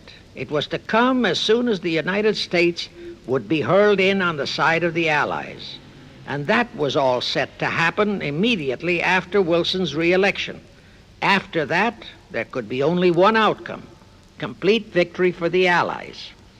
To fully confirm my statement that long before 1917, the conspiracy headed in America by Jacob Schiff had it all set to hurl the United States into that war, I will cite the proof. When Wilson was campaigning for re-election in 1916, his chief appeal was, "Re-elect the man who will keep your sons out of the war." But during that same campaign, the Republican Party publicly charged that Wilson had long committed himself to throw us into the war. They charged that if he would be defeated, he would accomplish that act during his few remaining months in office. But if re-elected, he would hold off until after re-election. But at that time, the American people looked upon Wilson as a God-man. Well, Wilson was re-elected, and as per the schedule of the conspirators, he hurled us into the war in 1917. He used the sinking of the Lusitania as an excuse, a sinking which also was prearranged. Roosevelt, also a God-man in the eyes of the American people, followed the same technique in 1941 when he used the prearranged Pearl Harbor attack as his excuse for hurling us into World War II. Now, exactly as the conspirators planned, victory for the Allies would eliminate all the monarchs of the defeated nations and leave all their peoples leaderless, confused, bewildered, and perfectly conditioned for the one-world government the great conspiracy intended would follow. But there still would be an obstacle, the same obstacle that had balked the Illuminati and Rothschild at that Congress in Vienna peace gathering after the Napoleonic Wars. Russia would be on the winning side this time, as it was in 1814. Therefore, the Tsar would be securely on his throne. Here it is pertinent to note that Russia, under the Tsarist regime, had been the one country in which the Illuminati had never made any headway, nor had the Rothschilds ever been able to infiltrate their banking interests. Thus, a winning Tsar would be more difficult than ever to cope with. Even if he could be enticed into a so-called League of Nations, it was a foregone conclusion that he would never, but never go for a one-world government. So even before the outbreak of World War I, the conspirators had a plan in the making to carry out Nathan Rothschild's vow of 1814 to destroy the Tsar and also murder all possible royal heirs to the throne. And it would have to be done before the close of the war, and the Russian Bolsheviki were to be their instruments in this particular plot. From the turn of the century, the chiefs of the Bolsheviki were Nikolai Lenin, Leon Trotsky, and later Joseph Stalin. Of course, those were not their true family names. Prior to the outbreak of the war, Lenin headquartered in Paris. After the outbreak, Switzerland became his haven. Trotsky's headquarters were on the Lower East Side in New York, largely the habitat of Russian Jewish refugees. Both Lenin and Trotsky were similarly bewhiskered and unkempt. In those days, that was the badge of Bolshevism. Both lived well, yet neither had a regular occupation. Neither had any visible means of support, yet both always had plenty of money. All those mysteries were solved in 1917. Right from the outset of the war, strange and mysterious goings-on were taking place in New York. Night after night, Trotsky darted furtively in and out of Jacob Schiff's palatial mansion. And in the dead of those same nights, there were gatherings of hoodlums of New York's Lower East Side, all of them Russian refugees, at Trotsky's headquarters, and all were going through some mysterious sort of training process. But it was all shrouded in mystery. Nobody talked, although it did leak out that Schiff was financing all of Trotsky's activities. Then suddenly Trotsky vanished. So did approximately 300 of his trained hoodlums. Actually, they were on the high seas in a Schiff-chartered ship bound for a rendezvous with Lenin and his gang in Switzerland. And on that ship was $20 million in gold, the $20 million Schiff provided to finance the Bolsheviki takeover of Russia. In anticipation of Trotsky's arrival, Lenin prepared to throw a party in his Switzerland hideaway. Men of the very highest places in the world were to be guests at that party. Among them were the mysterious Colonel Edward Mandell House, Woodrow Wilson's mentor and palsy-walsy, and more important, Schiff's special and confidential messenger. Another of the expectant guests was Warburg of the Warburg banking clan in Germany, who were financing the Kaiser, and whom the Kaiser had rewarded by making him chief of the secret police of Germany. In addition, there were the Rothschilds of London and Paris, also Litvinov, Kaganovich, Stalin, who was then head of a train and bank-robbing gang of bandits. He was known as the Jesse James of the Urals.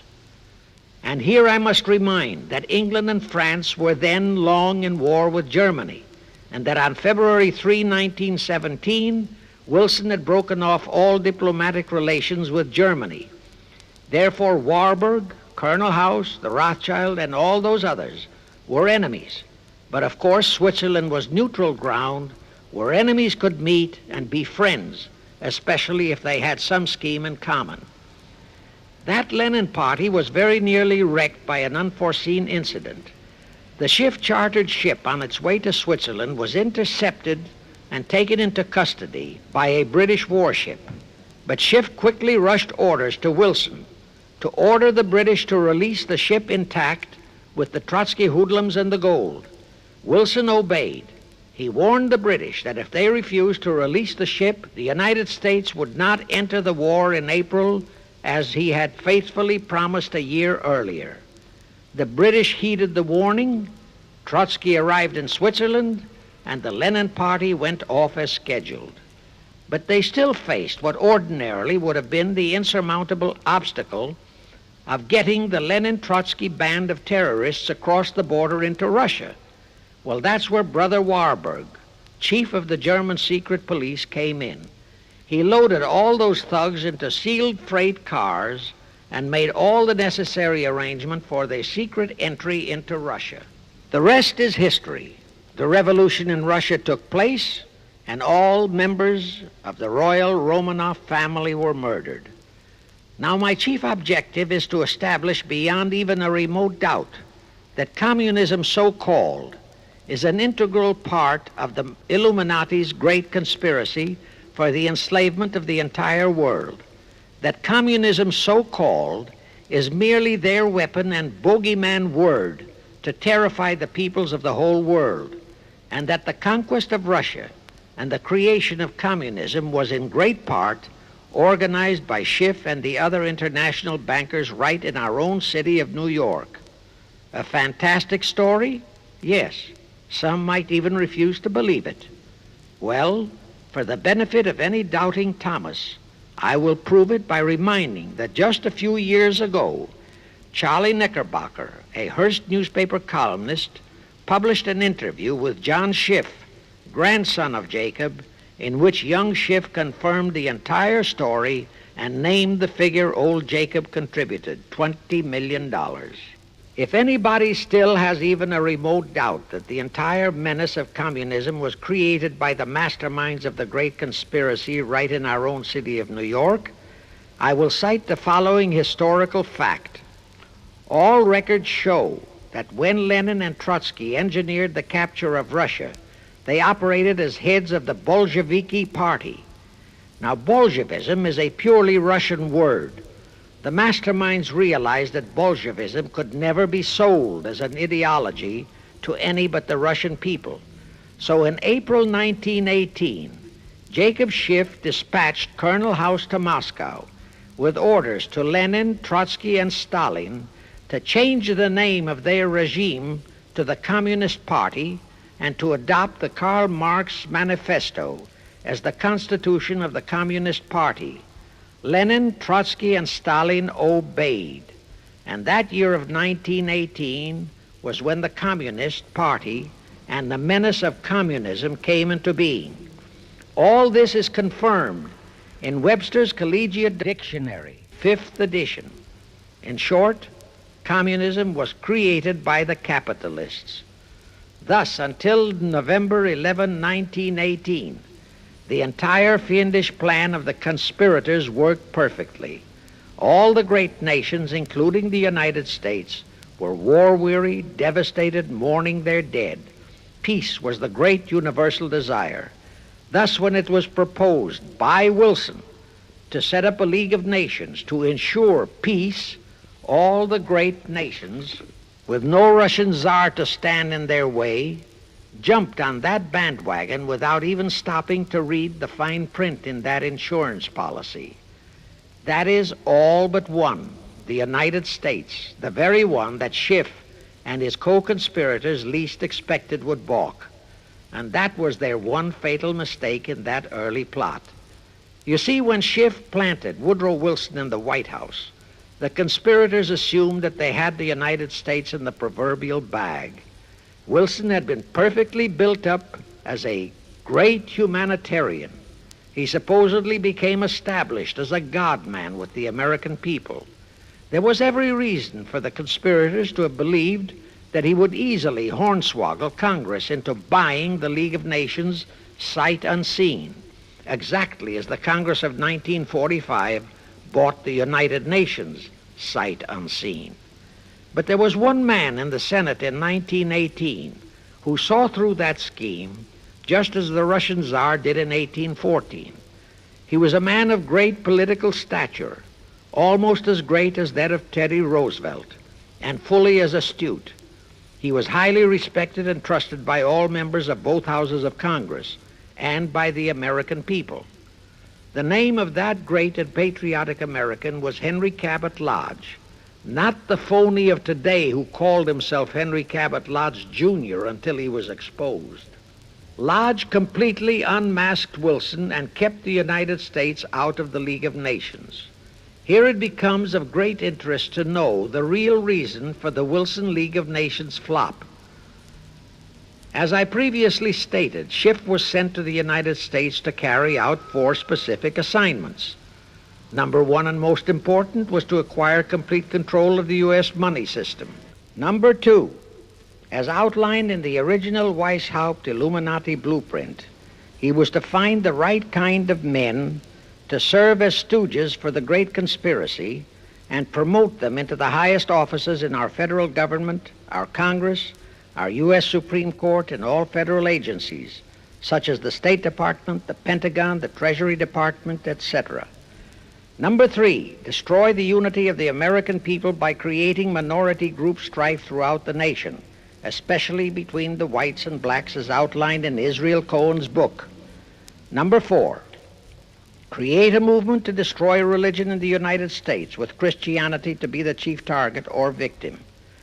In addition, he was strongly reminded of the imperative directive in the Illuminati blueprint to achieve full control of all mass communications media, to be used to brainwash the people into believing and accepting all of the maneuverings of the great conspiracy. Schiff was warned that only control of the press, at that time our only mass communications media, would enable him to destroy the unity of the American people. Now then, Schiff and his co-conspirators did set up the NAACP, the National Association for the Advancement of the Colored People, in 1909. And in 1913, he set up the Anti-Defamation League of the B'nai B'rith. Both were to create the necessary strife. But in the early years, the ADL operated very timidly, perhaps for fear of a pogrom-like action by an aroused and enraged American people. And the NAACP was practically dormant because its white leadership didn't realize that they would have to develop firebrand Negro leaders, such as Martin Lucifer King, for one, to spark the then completely satisfied and contented mass of Negroes. In addition, he, Schiff, was busy developing and infiltrating the stooges to serve in all high places in our Washington government and in the job of acquiring control of our money system and the creation of the 16th Amendment. He also was very busy with the organizing of the plot for the takeover of Russia. In short, he was kept so busy with all those jobs that he completely overlooked the supreme job of acquiring complete control of our mass communications media, That oversight was the direct cause for Wilson's failure to lure the United States into the League of Nations, because when Wilson decided to go to the people to overcome the opposition of the Lodge-controlled Senate, despite his established but phony reputation as a great humanitarian, he found himself faced by a solidly united people and by a loyal press whose only ideology was Americanism and the American way of life. At that time, due to the ineptness and ineffectiveness of both the ADL and the NAACP, there were no organized minority groups, no Negro problems, no so-called anti-Semitic problem to sway the people's thinking. There were no lefts, there were no rights, no prejudices for crafty exploitations. Thus, Wilson's League of Nations appeals fell on deaf ears. That was the end of Woodrow Wilson, the conspirator's great humanitarian. He quickly abandoned his crusade and returned to Washington, where he shortly died an imbecile brought on by syphilis. And that was the end of the League of Nations as a corridor into one world government. Of course, that debacle was a terrible disappointment to the masterminds of the Illuminati conspiracy, but they were not discouraged. As I have previously stressed, this enemy never quits. They simply decided to reorganize and try from scratch again. By this time, Schiff was very old and slow. He knew it. He knew that the conspiracy needed a new, younger, and more active generalship. So on his orders, Colonel House and Bernard Baruch organized and set up what they called the Council on Foreign Relations, the new name under which the Illuminati would continue to function in the United States. The hierarchy, officers and directors of the CFR, is composed principally of descendants of the original Illuminati, many of whom had abandoned their old family names and acquired new Americanized names. For one example, we have Dillon, who was Secretary of Treasury of the United States, whose original name was Lepowski. Another example is Paley, head of the CBS TV channel, whose true name is Polinsky. The membership of the CFR is approximately 1,000 in number and contains the heads of virtually every industrial empire in America, such as Blau, president of the U.S. Steel Corporation, Rockefeller, king of the oil industry, Henry Ford II, and so on. And, of course, all the international bankers, also the heads of the tax-free foundations, are officers and or active CFR members. In short, all the men who provide the money and the influence to elect the CFR chosen presidents of the United States, congressmen, senators, and who decide the appointments of our various secretaries of state, of the Treasury, of every important federal agency, are members of the CFR, and very obedient members indeed. Now, just to cement that fact, I will mention the names of a few of the United States presidents who were members of the CFR. Franklin Roosevelt, Herbert Hoover, Dwight D. Eisenhower, Jack Kennedy. Others who were considered for the presidency are Thomas E. Dewey, Adlai Stevenson, Nixon, and Vice President of a CFR subsidiary, Barry Goldwater. Among the important cabinet members of the various administrations, we have John Foster Dulles, Allen Dulles, Cordell Hull, John J. McCloy, Morgenthau, Clarence Dillon, Rusk, McNamara, and just to emphasize the red color of the CFR, we have as members such men as Alger Hiss, Ralph Bunch, Pasvolsky, Harry Dexter White, real name Weiss, Owen Lattimore, Philip Jeffy, etc., etc. Simultaneously, they were flooding thousands of homosexuals and other blackmailable characters into all the federal agencies from the White House down. Remember Johnson's great friend Jenkins and Bobby Baker? Now, there were many jobs the new CFR had to accomplish. They required much help. So their first job was to set up various subsidiaries to whom they assigned special objectives. I can't name all the subsidiaries in this recording, but the following are a few. The Foreign Policy Association, FPA, the World Affairs Council, WAC, the Business Advisory Council, BAC, the notorious ADA, Americans for Democratic Action, virtually headed by Walter Reuther, the notorious 1313 in Chicago. Barry Goldwater was, and no doubt still is, a vice president of one of the CFR subsidiaries.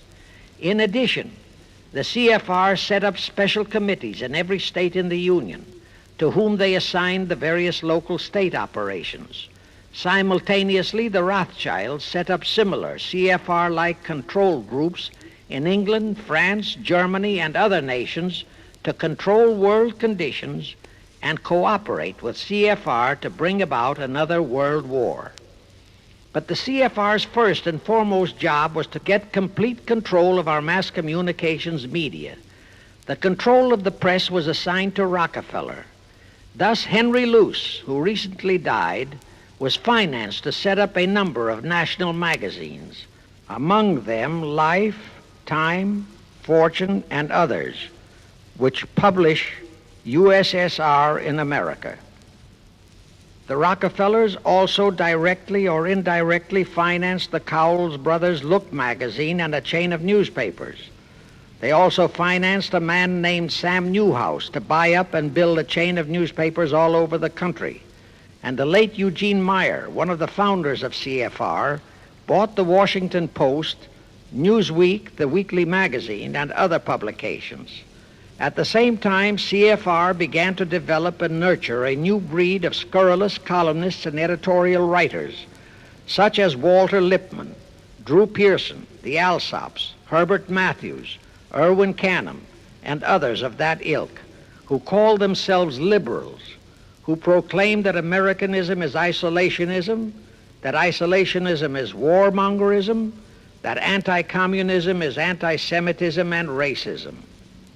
All that took time, of course, but today our entire press, except for some local small-town papers and weeklies published by patriotic organizations, is completely controlled by CFR stooges, and thus they finally succeeded in breaking us up into a nation of quarreling, wrangling, squabbling, hating factions.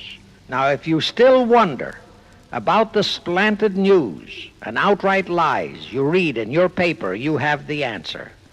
To the Lehmans, Goldman Sachs, Kuhn Loeb, and the Warburgs, the CFR assigned the job of getting control of the motion picture industry, Hollywood, radio and television, and believe you me, they succeeded. If you still wonder about the strange propaganda broadcasts by the Ed Murrows, Chet Huntley, Howard K. Smith, Eric Severide, Drew Pearson, and others of that ilk, you have the answer. If you wonder about all the smut, sex, pornography, and mixed marriage films you see in your movie theater and on your TV set, all of which is demoralizing our youth, you have the answer. The whole story of the CFR conspiracy takeover of our mass communications media is far too long to include in this recording, but you can find it in the News Bulletin number 125, entitled How to Get the Reds Out of Communications Media. It was published and brought up to date by the Cinema Educational Guild. It tells in detail how the press, the movies, TV, and radio have been, and still are, used to brainwash the people, to demoralize our youth, and they have been and still are encouraging and creating sympathy for the rioting Negro civil rights lawlessness. You can get a copy of this news bulletin by writing to the Cinema Educational Guild, Post Office Box 46205, Hollywood, California. Now, to refresh your memory, let's go back for a moment. Wilson's flop had torpedoed all chances of transforming that League of Nations into the conspirators' hoped-for one-world government housing. So the Jacob Schiff plot had to be done all over again, and they organized the CFR to do it. We also know how successfully the CFR did that job of brainwashing and destroying the unity of the American people. But as was the case with the shift plot, the climax and the creation of a new housing for their one world government required another world war, a war that would be even more horrible and more devastating than the First World War, in order to get the people of the world to again clamor for peace and a means to end all wars. But the CFR realized that the aftermath of World War II would have to be more carefully planned so that there would be no escape from the new one world trap, another League of Nations, that would emerge from the new war, the trap we now know as the United Nations.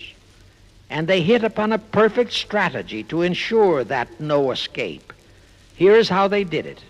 In 1943, in the midst of the war, they prepared the framework for the United Nations, and it was handed over to Roosevelt and our State Department to be given birth by Alger Hiss, Pasvolsky, Dalton Trumbo, and other American traitors, thus making the whole scheme a United States baby. Then to fix our parenthood, New York City was to become the nursery for the monstrosity. After that, we could hardly walk out on our own baby, now could we? Anyway, that's how the conspirators figured it would work, and so far it has. And the liberal Rockefeller donated the land for the United Nations building. The United Nations Charter was written by Alger Hiss, Pasvolsky, Dalton Trumbo, and other CFR stooges. A phony so-called UN conference was set up in San Francisco in 1945. All the so-called representatives of 50-odd nations gathered there, promptly signed the charter, and the despicable traitor Alger Hiss flew to Washington with it, elatedly submitted it to our Senate, and the Senate, elected by our people to safeguard our security, signed the charter without so much as reading it. The question is, how many of our senators were even then traitorous stooges of the CFR? Anyway, it was thus that the people accepted the United Nations as a holy of holies and enabled traitor Earl Warren to virtually destroy our Constitution by basing all his traitorous decisions on the UN Charter, thus making that charter virtually our law of the land.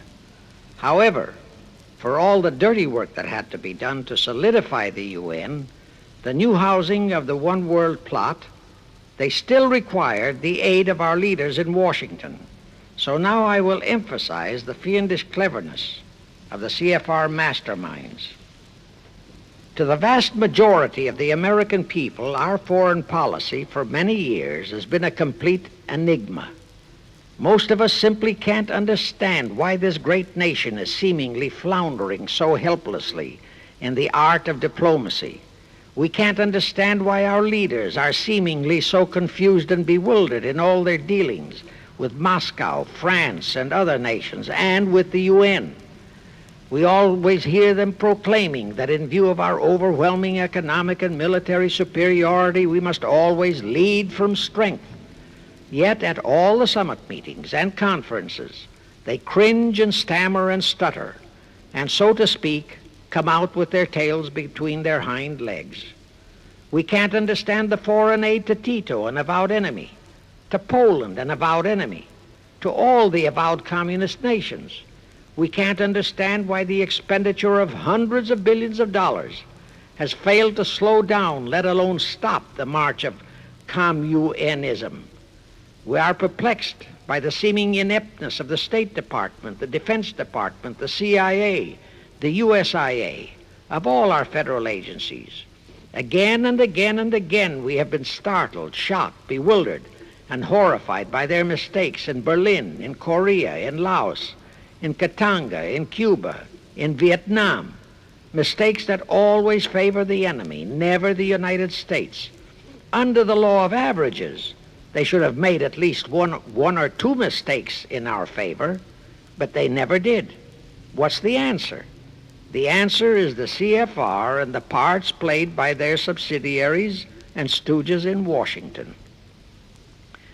Thus, we know that complete control of our foreign relation policy is the key to the success of the entire Illuminati One World plot. Here is the further proof. Earlier, I fully established that Schiff and his gang had financed the Lenin-Trotsky-Stalin takeover of Russia and fashioned its communist regime into becoming their chief instrument to keep the world in turmoil and to finally terrorize all of us into seeking peace in a UN One World government. But the conspirators knew that the Moscow gang could not become such an instrument until and unless the whole world would accept the communist regime as the legitimate, de jure government of Russia. Only one thing could accomplish that: recognition by the United States. The conspirators figured that the whole world would follow our lead, and that's when the Wilson flop very nearly wrecked the entire plot. Throughout the following 3 Republican administrations, the CFR pulled every trick in their bag to induce Harding, Coolidge, and Hoover to grant that recognition, but all 3 refused. As a result, in the late 1920s, the Stalin regime was in dire straits. Despite all purges and secret police controls, the Russian people were growing more and more restive. It is a matter of record, admitted by Litvinov, that during 1931 and 1932, Stalin and his whole gang were always packed and ready for instant flight. Then in November 1932, the conspirators achieved their greatest coup. They landed Franklin Roosevelt in the White House. Crafty, unscrupulous, utterly without conscience, that charlatan traitor turned the trick for them. Without even asking consent of Congress, he unlawfully proclaimed recognition for the Stalin regime. That did it. And exactly as the conspirators figured, the whole world did follow our lead. Automatically, that squelched the previously growing resistance movement of the Russian people. That automatically launched the greatest menace the civilized world has ever known. The rest is too well known to need repeating. We know how Roosevelt and his traitorous State Department kept building up the communist menace right here in our own country, and thus throughout the world. We know how he perpetrated that Pearl Harbor atrocity for his excuse to hurl us into World War II. We know all about his secret meetings with Stalin at Yalta and how he, with Eisenhower's help, delivered the Balkans and Berlin to Moscow. And last, but by no means least, we know that 20th century Benedict Arnold not only dragged us into that new corridor, the United Nations, into one world government, but actually schemed all the arrangements to plant it within our country. In short, the day that Roosevelt entered the White House, the CFR conspirators regained full control of our foreign relations machinery and firmly established the United Nations as the housing for the Illuminati One World government. I wish to stress one other very vital point. That Wilson League of Nations flop brought Schiff and his gang to the realization that control of just the Democratic Party was not enough. True, they could create a crisis during the Republican administration, as they did in 1929 with their Federal Reserve manufactured crash and depression, which would bring another Democrat stooge back into the White House. But they realized that a 4-year disruption in their control of our foreign relation policies could play havoc with the progress of their conspiracy. It could even break up their entire strategy, as it almost did before Roosevelt saved it with his recognition of the Stalin regime. Thereupon, after that Wilson debacle, they began to formulate plans to achieve control of both of our national parties. But that posed a problem for them. Manpower, stooges in the Republican Party, also added manpower for the Democratic Party, because control of just the man in the White House would not be enough.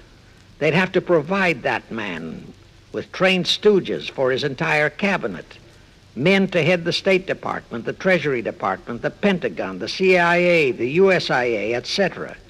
In short, every member of the various cabinets would have to be a chosen tool of the CFR, such as Rusk and McNamara, also all undersecretaries and assistant secretaries. That would give the conspirators absolute control of all our policies, both domestic and, most important, foreign. That course of action would require a reserve pool of trained stooges, instantaneously ready for administrative changes and for all other exigencies. All such stooges would of necessity have to be men of national reputation, high in the esteem of the people, but they would have to be men without honor, without scruple, without conscience, men who would be vulnerable to blackmail. It is needless for me to stress how well the CFR succeeded. The immortal Joe McCarthy fully revealed that there are thousands of such security risks in all federal agencies. Scott McCloud unmasked thousands more, and you know the price Otepka has had to pay and is still paying for his expositions before a Senate committee of the traitors in the State Department. And you know that the men in the State Department who delivered Cuba to Castro have not only been shielded, but promoted. To the crux of the whole one-world government plot and the maneuvering necessary to create another League of Nations to house such a government. As I have already stated, the conspirators knew that only another world war was vital for the success of their plot. It would have to be such a horrifying world war that the peoples of the world would cry out for the creation of some kind of a world organization that could assure everlasting peace. But how could such a war be brought about? All the European nations were at peace. None had any quarrels with their neighboring nations. And certainly their tools in Moscow wouldn't dare to start a war. Even Stalin realized that it would mean the overthrow of his regime unless so-called patriotism would weld the Russian people behind him. But the conspirators had to have a war. They had to find or create some kind of an incident to launch it. And they found it in a little inconspicuous and repulsive little man who called himself Adolf Hitler. Hitler, an impecunious Austrian house painter, had been a corporal in the German army. He made the defeat of Germany into a personal grievance. He began to rabble-rouse about it in the Munich, Germany area. He began to spout about restoring the greatness of the German Empire and the might of the German soldiery. He advocated the restoration of the old German military to be used to conquer the whole world. Strangely enough, Hitler, the little clown that he was, could deliver a rabble-rousing speech, and he did have a certain kind of magnetism. But the new authorities in Germany didn't want any more wars, and they promptly threw the obnoxious Austrian house painter into a prison cell. Aha! Here was the man, decided the conspirators, who, properly directed and financed, could be the key to another world war. So while he was in prison, they had Rudolf Hess and Goering write a book which they titled Mein Kampf and attributed the authorship to Hitler, exactly as Litvinov wrote Mission to Moscow and attributed the authorship to Joseph Davies, then our ambassador to Russia and a stooge of the CFR. In Mein Kampf, Hitler, the pseudo-author, outlined his grievances and how he would restore the German people to their former greatness. The conspirators then arranged for a wide circulation of the book among the German people in order to arouse a fanatical following for him. On his release from prison, also arranged by the conspirators, they began to groom him and finance him to travel to other parts of Germany to deliver his rabble-rousing speeches. Soon he gathered a growing following among other veterans of the war, and that soon spread to the masses, who began to see in him a savior for their beloved Germany. Then came his leadership of what he called his Brown Shirt Army and the March on Berlin. That required a great deal of financing, but the Rothschilds, the Warburgs, and others of the conspirators provided all the money he needed. Gradually, Hitler became the idol of the German people, and then they overthrew the von Hindenburg government, and Hitler became the new Fuhrer. But that still was no reason for a war. The rest of the world watched Hitler's rise, but saw no reason to interfere in what was distinctly a domestic condition within Germany. Certainly none of the other nations felt it was a reason for another war against Germany, and the German people were not yet incited into enough of a frenzy to commit any acts against any neighboring nation, not even against France, that would lead to a war. The conspirators realized they would have to create such a frenzy that would cause the German people to throw caution to the winds and at the same time horrify the whole world. And incidentally, Mein Kampf was actually a follow-up of Karl Marx's book, A World Without Jews. The conspirators suddenly remembered how the Schiff Rothschild gang had engineered the pogroms in Russia, which slaughtered many, many thousands of Jews and created a worldwide hatred for Russia. And they decided to use that same unconscionable trick to inflame the new Hitler-led German people into a murderous hatred of the Jews. Now, it is true that the German people never had any particular affection for the Jews, but neither did they have an ingrained hatred for them. Such a hatred would have to be manufactured, so Hitler was used to create it. This idea more than appealed to Hitler. He saw in it the grisly gimmick to make him the God-man of the German people. Thus, craftily inspired and coached by his financial advisors, the Warburgs, Rothschilds, and all the Illuminati masterminds, he blamed the Jews for the hated Versailles Treaty and for the financial ruination that followed the war. The rest is history. We know all about the Hitler concentration camps and the incineration of hundreds of thousands of Jews, not the 6 million, nor even the 600,000 claimed by the conspirators, but it was enough. And here let me reiterate how little the internationalist bankers, the Rothschilds, Schiffs, Lehmans, Warburgs, Baruchs, care about their racial brethren who were the victims of their nefarious schemes. In their eyes, the slaughter of the several 100,000 innocent Jews by Hitler didn't bother them at all.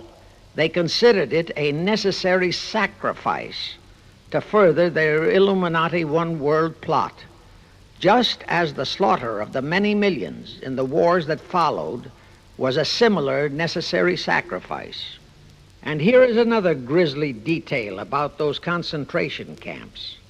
Many of the Hitler soldier executioners in those camps had previously been sent to Russia to acquire their arts of torture and brutalization so as to emphasize the horrors of the atrocities. All this created a new worldwide hatred for the German people, but it still did not provide a cause for war. Thereupon Hitler was incited to demand the Sudetenland. You remember how Chamberlain and the then diplomats of Czechoslovakia and France surrendered to that demand. That led to further Hitlerian demands for territories in Poland and in the French Saar territories. Those demands were rejected. Then came his pact with Stalin. Hitler had been screaming hatred against communism. Oh, how he ranted against communism. But actually, Nazism was nothing but socialism, and communism is, in fact, socialism. But Hitler disregarded all that. He entered into a pact with Stalin to attack and divide Poland between them. While Stalin marched into one part of Poland, for which he was never blamed, the Illuminati mastermind saw to that. Hitler launched a blitzkrieg on Poland from his side. The conspirators finally had their new world war, and what a horrible war it was. And in 1945, the conspirators finally achieved the United Nations, their new housing for their one world government. And truly amazing, all of the American people hailed this foul outfit as a holy of holies. Even after all the true facts about how the UN was created were revealed, The American people continued to worship that evil outfit. Even after Alger Hiss was unmasked as a Soviet spy and traitor, the American people continued to believe in the UN. Even after I had publicly revealed the secret agreement between Hiss and Molotov that a Russian would always be the head of the military secretariat, and by that token, the real master of the UN, most of the American people continued to believe that the UN could do no wrong. Even after Trygve Lie, the first Secretary General of the UN, confirmed that Hiss-Molotov secret agreement in his book For the Cause of Peace, the vast majority of our people refused to lose faith in the UN. Even after the truth about the Korean War was revealed, how the Russian General Vasiliev, head of that UN military secretariat, was given a leave of absence by the UN so that he could take command of the North Koreans and Red Chinese who were fighting the so-called UN police action under our own General MacArthur, who by orders of the UN was fired by the pusillanimous Truman in order to prevent his winning that war. Our people still believed in the UN. Despite our 150,000 sons who were murdered and maimed in that war, the people continued to regard the UN as a sure means for peace. Even after it was revealed in 1951 that the UN, using our own American soldiers under UN command and the UN flag, in collusion with our traitorous State Department and the Pentagon, had been invading many small cities in California and Texas in order to perfect their plan for the complete takeover of our country, most of our people brushed it off and continued their belief that the UN is a holy of holies. Do you know that the UN Charter was written by traitor Alger Hiss, Molotov, and Wyszynski? That Hiss and Molotov had made that secret agreement that the military chief of the UN was always to be a Russian appointed by Moscow? Do you know that at their secret meetings at Yalta, Roosevelt and Stalin, at the behest of the Illuminati operating as the CFR, decided that the UN must be placed on American soil? Do you know that most of the UN Charter was copied intact, word for word, from the Marx Manifesto and Russia's so-called Constitution? Do you know that the only two senators who voted against the UN so-called treaty were the only two senators who had read it? Do you know that since the UN was founded, communist enslavement has grown from 250 million to 1 billion? Do you know that since the UN was founded to ensure peace, there have been at least 20 major wars incited by the UN, just as they are now inciting a war against Little Rhodesia? Do you know that under the UN setup, the American taxpayers have been forced to make up the UN Treasury deficit of many millions of dollars because of Russia's refusal to pay her share? Do you know that the UN has never passed a resolution condemning Russia or her so-called satellites, but always condemns our allies? Do you know that J. Edgar Hoover said, "The overwhelming majority of the communist delegations to the UN are espionage agents"? And now, 66 senators voted for a consular treaty to open our entire country to Russian spies and saboteurs.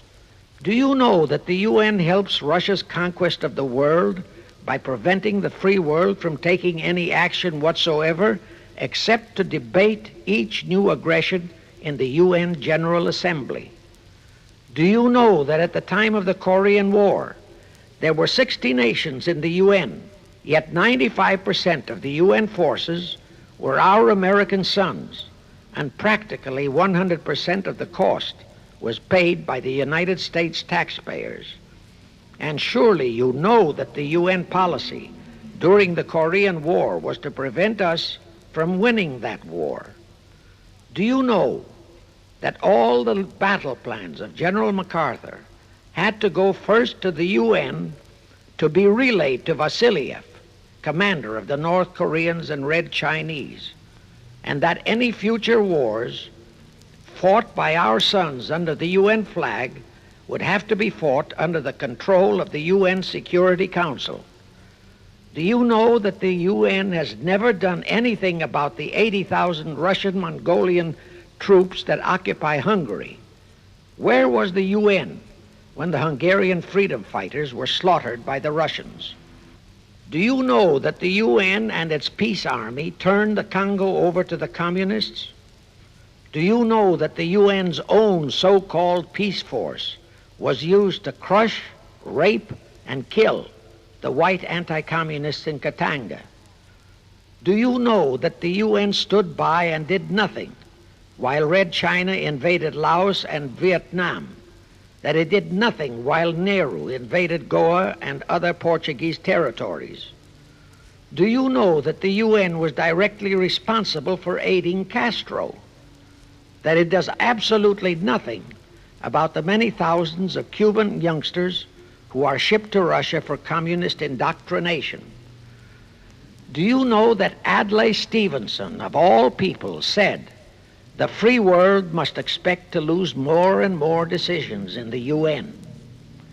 Do you know that the UN openly proclaims that its chief objective is one world government, which means one world laws, one world court, one world army, one world navy, one world air force, one world schools, and a one world church in which Christianity would be prohibited? Do you know that a UN law has been passed to disarm all American citizens and to transfer all our armed forces to the UN?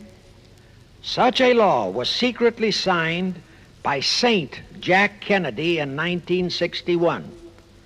Do you realize how that fits in with Article 47, Paragraph 3 of the UN Charter, which states, I quote, "The Military Staff Committee of the UN shall be responsible through the Security Council for the strategic direction of all armed forces placed at the disposal of the Security Council," unquote. And when and if all our armed forces are transferred to the UN, your sons would be forced to serve and die under UN command all over the world. This will happen unless you fight to get the U.S. out of the UN. Do you know that Congressman James B. Utt has submitted a bill to get the U.S. out of the UN and a resolution to prevent our president from forcing us to support the UN embargoes on Rhodesia? Well, he has, and many people all over the country are writing to their representatives to support the Utt bill and resolution. And did you know that to offset the Utt bill and resolution, 50 congressmen, spearheaded by Schweiker and Moorhead of Pennsylvania, have introduced a bill to immediately transfer all our armed forces to the UN? Can you imagine such brazen treason? Is your congressman one of those 50 traitors? Find out and take immediate action against him, and help Congressman Utt.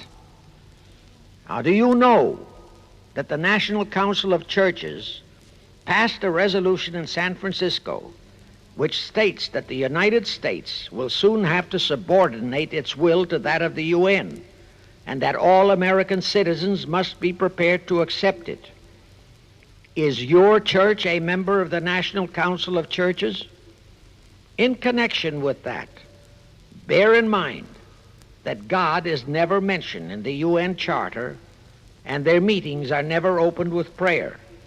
The creators of the UN stipulated in advance that there should be no mention of God or Jesus Christ in the UN Charter or in its UN headquarters. Does your pastor subscribe to that? Find out. Furthermore, do you know that the great majority of the so-called nations in the UN are anti-Christianity? That the UN is a completely godless organization by orders of its creators, the CFR Illuminati. Now, Have you heard enough of the truth about the Illuminati's United Nations? Do you want to leave your sons and our precious country to the unholy mercy of the Illuminati's United Nations? If you don't, write, telegraph, or phone your representatives and senators that they must support Congressman Utt's bill to get the U.S. out of the UN and the UN out of the U.S. Do it today, now, before you forget. It is the only salvation for your sons and for our country. Now I have one more vital message to deliver. As I told you, one of the 4 specific assignments Rothschild gave Jacob Schiff was to create a movement to destroy religion in the United States, with Christianity to be the chief target. For a very obvious reason, the Anti-Defamation League wouldn't dare to attempt it, because such an attempt could create the most terrible bloodbath in the history of the world, not only for the ADL and the conspirators, but for the millions of innocent Jews. Schiff turned that job over to Rockefeller for another specific reason. The destruction of Christianity could be accomplished only by those who are entrusted to preserve it, by the pastors, the men of the cloth. As a starter, John D. Rockefeller picked up a young so-called Christian minister by the name of Dr. Harry F. Ward, Reverend Ward, if you please. At that time, he was teaching religion at the Union Theological Seminary. Rockefeller found a very willing Judas in this reverend. Thereupon, in 1907, he financed him to set up the Methodist Foundation of Social Service. And Ward's job was to teach bright young men to become so-called ministers of Christ and to place them as pastors of churches. While teaching them to become ministers, the Reverend Ward also taught them how to very subtly and craftily preach to their congregations that the entire story of Christ is a myth, to cast doubts on the divinity of Christ, to cast doubts about the Virgin Mary. In short, to cast doubts on Christianity as a whole. It was not to be a direct attack, but much of it by crafty insinuation that was to be applied in particular to the youth in the Sunday schools. Remember Lenin's statement, "Give me just one generation of youth and I'll transform the whole world." Then, in 1908, the Methodist Foundation of Social Service, which incidentally was America's first Communist Front organization, changed its name to the Federal Council of Churches. By 1950, the Federal Council of Churches was becoming very suspect. So in 1950, they changed the name to the National Council of Churches. Do I have to tell you more about how this National Council of Churches is deliberately destroying faith in Christianity? I don't think so. But this I will tell you. If you are a member of any congregation whose pastor and church are members of this Judas organization, your contributions are helping the Illuminati's plot to destroy religion and your faith in God and Jesus Christ. Thus you are deliberately delivering your children to be indoctrinated with disbelief in God and church, and which can easily transform them into atheists. Find out immediately if your church is a member of the National Council of Churches, and for the love of God and your children, if it is, withdraw from it at once. However, let me warn you, that same destroy religion process has been infiltrated into other denominations. If you have seen the Negro March on Selma and other such demonstrations, you have seen how the Negro mobs are led and encouraged by ministers and even Catholic priests and nuns who march along with them. As a matter of fact, the Mormon Church is about the only one I know of that is clean of that kind of Judas infiltration. But of course, There are many individual churches and pastors who are honest and sincere. Find one such for yourself and for your children. Incidentally, this same Reverend Harry F. Ward was also one of the founders of the American Civil Liberties Union, a notorious pro-communist organization. He was the actual head of it from 1920 to 1940. He also was a co-founder of the American League Against War and Fascism, which, under Browder, became the Communist Party of the United States. In short, Ward's entire background reeked of communism, and he was identified as a member of the Communist Party. He died a vicious traitor to both his church and country.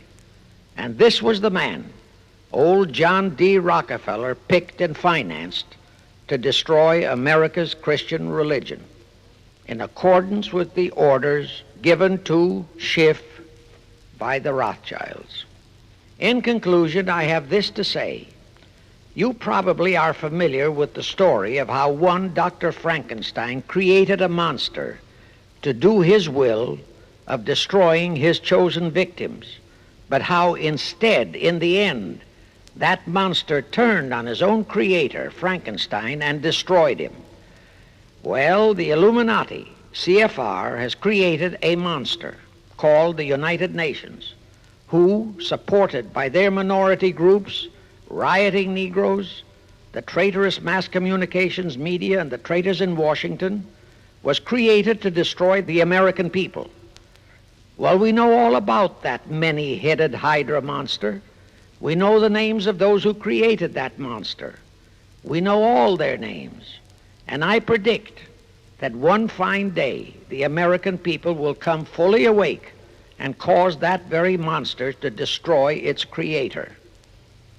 True, the majority of our people are still being brainwashed, deceived, and deluded by our traitorous press, TV, and radio, and by our traitors in Washington. But surely, by now, enough is known about the UN to stamp that outfit as a deadly, poisonous rattlesnake in our midst. My only wonder is what it will take to awaken and arouse our people to the full truth. Perhaps this record will do it. 100,000 or 1,000,000 copies of this record can do it. I pray to God it will, and I pray to Him to inspire you, all of you, to spread this story via this record to all loyal Americans in your community. You can do it by playing it to study groups assembled in your homes, at meetings of the American Legion, the VFW, the DAR, all other civic groups and women's clubs, especially the women's clubs who have their sons' lives at stake. With this record, I have provided you with the weapon that will destroy the monster. For the love of God, of our country, and of your children, use it. Get a copy of it into every American home.